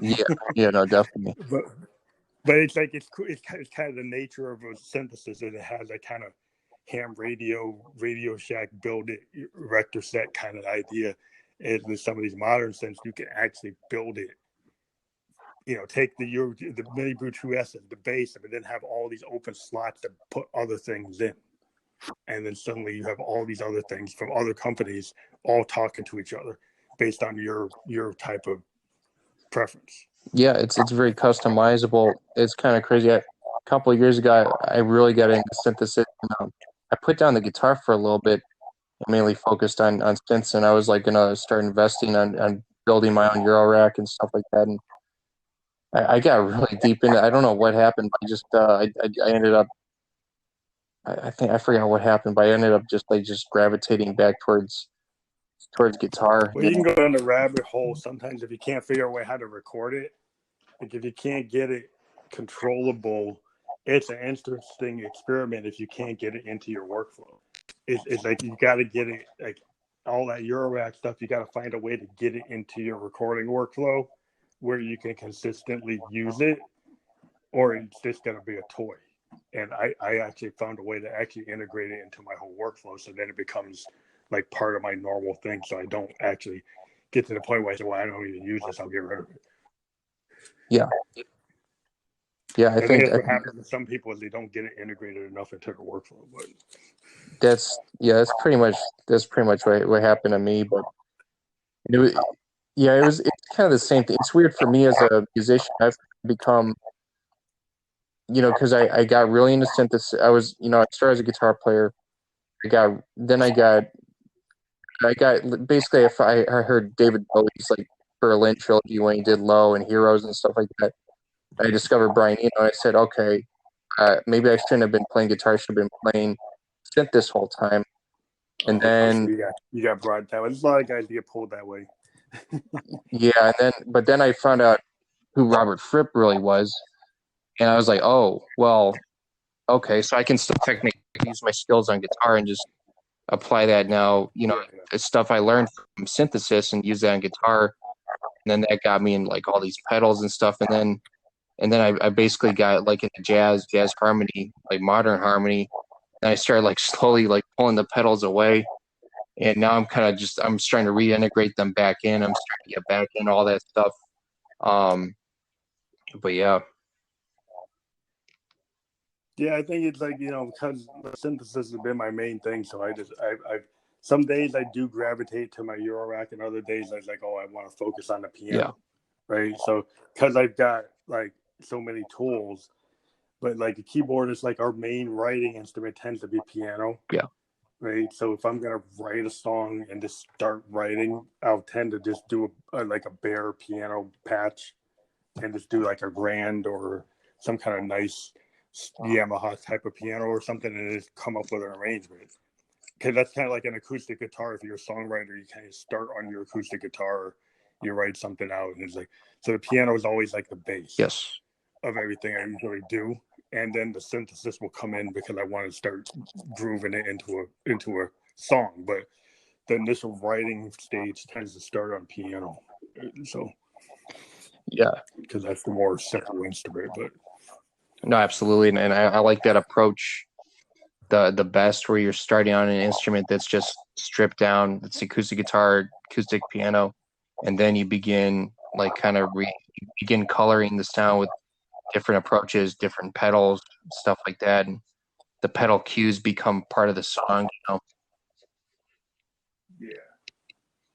Yeah, I think everybody comes up with different stuff. And so many people today, people start with groove boxes.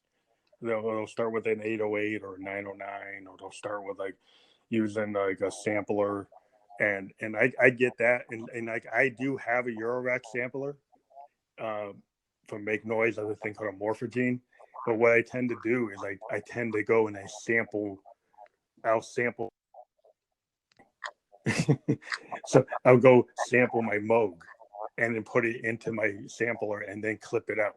Oh, that's pretty cool. And then rework the beat in the sampler. So I'll take an analog beat coming from a Moog drum machine, throw it into my sampler, and then splice it out, and then play with reversing it or speeding up or morphing it, and then redo the beat. And then sometimes I'll take an LFO from a Moog and have that trigger the sample with the LFO. And then that'll totally change the beat. And so then you can you can kind of start with like farming your own sources to create your own stuff, Wow. Without having to buy stuff from like Fruity Loops. yeah, exactly. It's like the saying, it's better. What's better to give someone a fish or teach someone how to fish, Yeah. Yeah. I mean, it took me a while to figure out how to do that.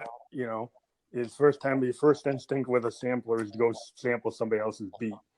But then it's like, the mechanics of having to pay for that beat become a pain in the ass. So then I'm like, and then I was like, well, you know what? Why don't I just use my own gear to like trigger stuff and sample stuff. And when you do that, you don't have to worry about paying anybody. Yeah. But, and it's like a lot of people are realizing that there's like a lot of samplers that will sample right to the keyboard. I mean, Roland has all these new samplers that will sample something from the keyboard. Like on the new Phantoms, you can take like anything in the keyboard, you can just sample it and bring it to the sampler, and then start doing something with it. And so that because a lot of people say like they don't want to pay the license, so it's kind of being geared to like building your sample from the board. Yeah, which is another way, kind of a cool way of doing it. No, definitely. Yeah, no, I agree. I'm definitely about like just doing it myself, like, and trying to, it's interesting because for a while I tried to start like bands, and I would try to find musicians, and then after a while I just kind of realized that the sound I heard was too specific to like kind of, without being compromised. So I just began like kind of just like doing everything myself, and it's like a similar process you're saying about like not buying beats, instead just like figuring out, okay, I can make my own stuff. You know what I mean? Yeah, I think a lot of people like are starting to realize. But I see a lot of rappers now, or actually hip hop guys, are building their own beats just because they don't want to pay for the licenses. if they don't have the budget. Yeah. And with all the drum machines today, you can't. You can go get an 808, you can get a 909, you get a 727, and you build your own beat. You go get it like a new version of a Lin and use that to build the beat. And you don't have to sample it, because you can. If you build it yourself, you're never going to have to pay. Even if you get close to somebody else's, you can change it enough that you don't hit it. Yeah. And so it's just more satisfying. And I think people they get into the gear, they get into MPCs. You get into all the different drum synths that are around today. There's a lot of cool stuff you can build. And, drum synths today are so powerful, and they can control with pedals. And I've used them for live performance. I use them all the time. I don't have a drummer. I've been using drum machines for like 10 years. And my analog drum machines give me sound more real than like digitals. But, yeah, I mean, you can actually do pretty good without it. I love real drummers, and if I can play with a real drummer, I play with a real drummer. But the drum machines today allow you to do a lot of cool stuff. Yeah, no, definitely. And yeah, no, I definitely. I like it's been weird for me, because like programming my own drums made me have an appreciation for like a real drummer even more, especially like a very good drummer like the drummer at Space Adaptation Syndrome. Yeah, your drummer's awesome. Like, I can't match him. Well, it's like it reminds me a lot of Stuart Copeland. There's like a density to what he's doing, but everything is like played like very. And the cymbal work is. I love playing with that guy. I love playing with him and Amiri. Like, I feel like we're all very like kindred spirits. It's just we're all very similar in our approach to things. It's just luckily we all play different instruments, so we're all on the same page. We can just go in different directions, Well, that's the great thing about a band, is everybody brings something. Like, when I had bands, I would bring I have like a Pete Townsend kind of idea. I bring a complete demo to the band, right? And then I'm sure the drummer's going to do better than my drum, right? I'm sure the bass player's going to do better than my bass. So I'll bring the idea, and then I'm sure you guys are going to take it and use it as a initial guide to what the song could be. Oh yeah. And then I'm going to then let the whole band kind of take it over. And if you rewrite the bass line because it works better, fine, I don't care. As long as I can still feel the song. Whoever's going to bring it, I expect every member of the band is going to bring something better to it and make it better. And that's the whole, when I'm in a band, that's what I love about being in a band, is everybody brings their talent to the stage, and then it becomes something else than what the demo was. Oh yeah. Well, they're almost like actors, and it's like the demo. It's the same process for Space Adaptation, where I'll come up with like a drum pattern, and I'll show it to Dimitri, and he turns into something. He fleshes it out so much. It really is like what they say, like it is when you bring a script to a very, very good actor. It's like he takes in a totally different direction. It's always like a million times better than I could comprehend it even being, Yeah, that's the thing, is when I'm by myself, is I do what I can do with all my stuff. But when I go on tour and I bring a guitar player or I bring a drummer, the songs open up to what they could be, Yeah. And so, I like my kind of solo version of my stuff. It's unique, but then when I actually bring a band together, then it actually fleshes out. And it's kind of like what Prince used to do. I mean, everything, he just used to do everything. Yeah. But then when his bands went on stage, they would take it. Yes. And kind of flesh it out. Yeah. And that's what it is. I mean, because if you're using a Lin and then you actually go out with a real drummer, it's going to get more dynamic than what the Lin can do. And that's kind of okay, the Lin version's cool, but the live version's cool too. So it's both versions are cool. It's just kind of different day, different band, different sound. Yeah. Well, it's like an adaptation, and for me, it's kind of like I said, going back to the script thing.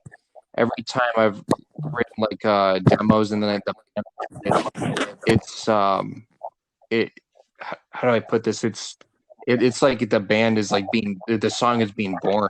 in a way. The song like having a Yeah, spirit. yeah. It's being adapted. It's like it's like if I wrote like a screenplay and then all of a sudden like I'm the director, I wrote the screenplay. I'm seeing the movie come to life before my eyes. You know, it's it's amazing. You know.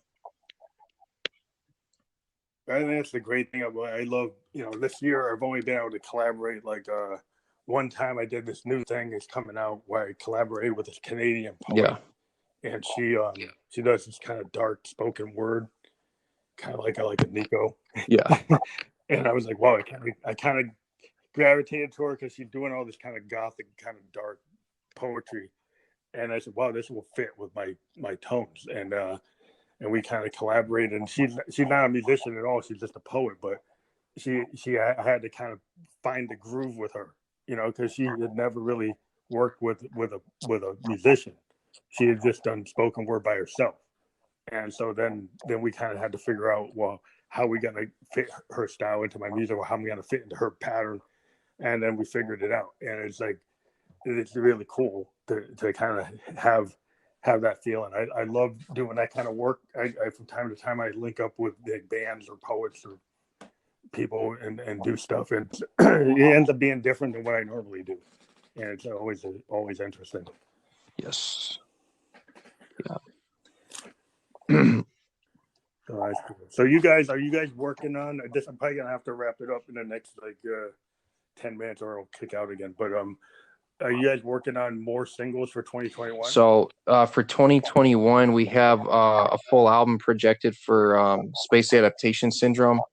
We, like I said, me and Amiri, we put out an album with this side project called Profe. It's Bleak Psychedelia. And then, and that you can find that on Spotify, and that's very heavily influenced by Joy Division. We were talking about them earlier. It's got a lot of goth, qualities, especially with the instrumentals. And then this. Ooh, I'm gonna have to push that one. I'll put the link for that on this. Yeah, I think you'll like that one a lot. I'm very proud of how it came out. And then the Space Adaptation Syndrome album. We're gonna be my girlfriend's also gonna be on the album as well, along with me, Dimitri and Amiri, and she sings. And her primary language is German, so we're gonna be having a lot of we're gonna be having like a lot of very beautiful lush German vocal passages along with Amiri's lyrics, and it's interesting seeing the interplay between the two, and that's gonna be on the Space Adaptation Syndrome album. Oh, that sounds good. I mean, yeah, when you guys are ready to put that out, maybe we do an album release episode. Yes. Definitely. Yeah, to push it. So when you guys let me know when's coming, and we can kind of sync it up that we do the album release episode right when it comes out. Yeah. No, I think that'd be fantastic, and we can get all four of us on there, and she puts out her own music as well. And me, we've done. There's another side project that we have called the Other Jam Podcast, and we've done some stuff with her. We've done some stuff with Amiri on there, and that's basically sometimes we'll adapt some of our songs live on there, so people can watch it. And yeah, that's cool. But yeah, I'm trying to open up to a video podcast format. Like I said, I'm invested in some cameras and green screens and a Roland video mixer. So the Roland video mixer I'm getting ready to get can do 3 cameras at once, plus a background on a green screen. And so I'm working on creating a new type of podcast where I might do a video podcast through StreamYard, and then have the ability to bring in a band playing. Oh yeah. Actually play like you're saying, and do an interview and actually have you play a song and do it on video, and also be able to do performances from my own home studio with multiple camera angles and stuff, and then actually have other people kind of be in on it too. So yeah, I'm working on some stuff for next year, so that'd be cool. No, I'd love to see that. I think that'd be fantastic. If you ever want us to be on there, just let us know. We'll definitely. Oh yeah. Yeah, I tried it out with a couple of bands this year, but I had some latency issues, and I wanted to get some better equipment. So I put it on pause for my video. I did 5 video podcast episodes on StreamYard, and I just didn't like the quality, so I'm trying to get like a different vendor, a different thing. So I'm working on it. So, but yeah, that's on my list for next year to do that. So I would let you guys know when I'm ready to do it, and we'll see if we can get you guys in on it. Yeah. No, that sounds awesome. Sounds awesome.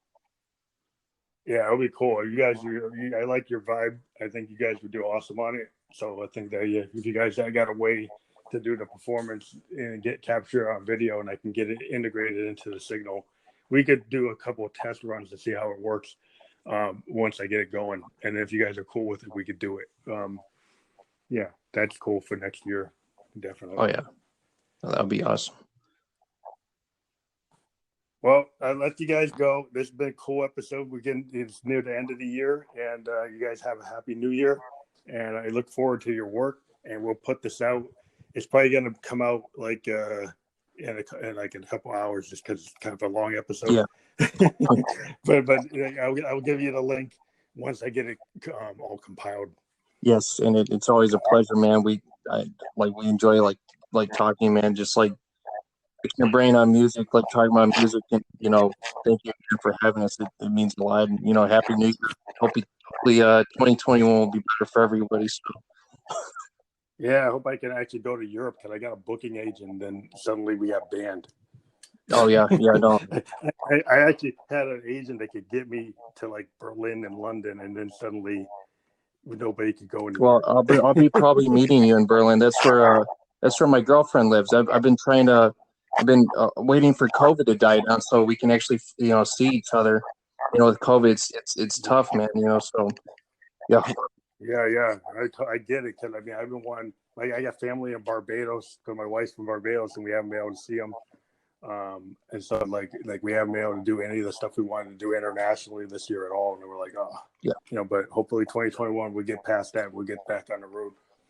Yeah, definitely. All right, hey guys, have a good new year, and be safe. And I'm looking forward to your new project. And I'll look at your the other Pro Call full. Is that it? Yeah.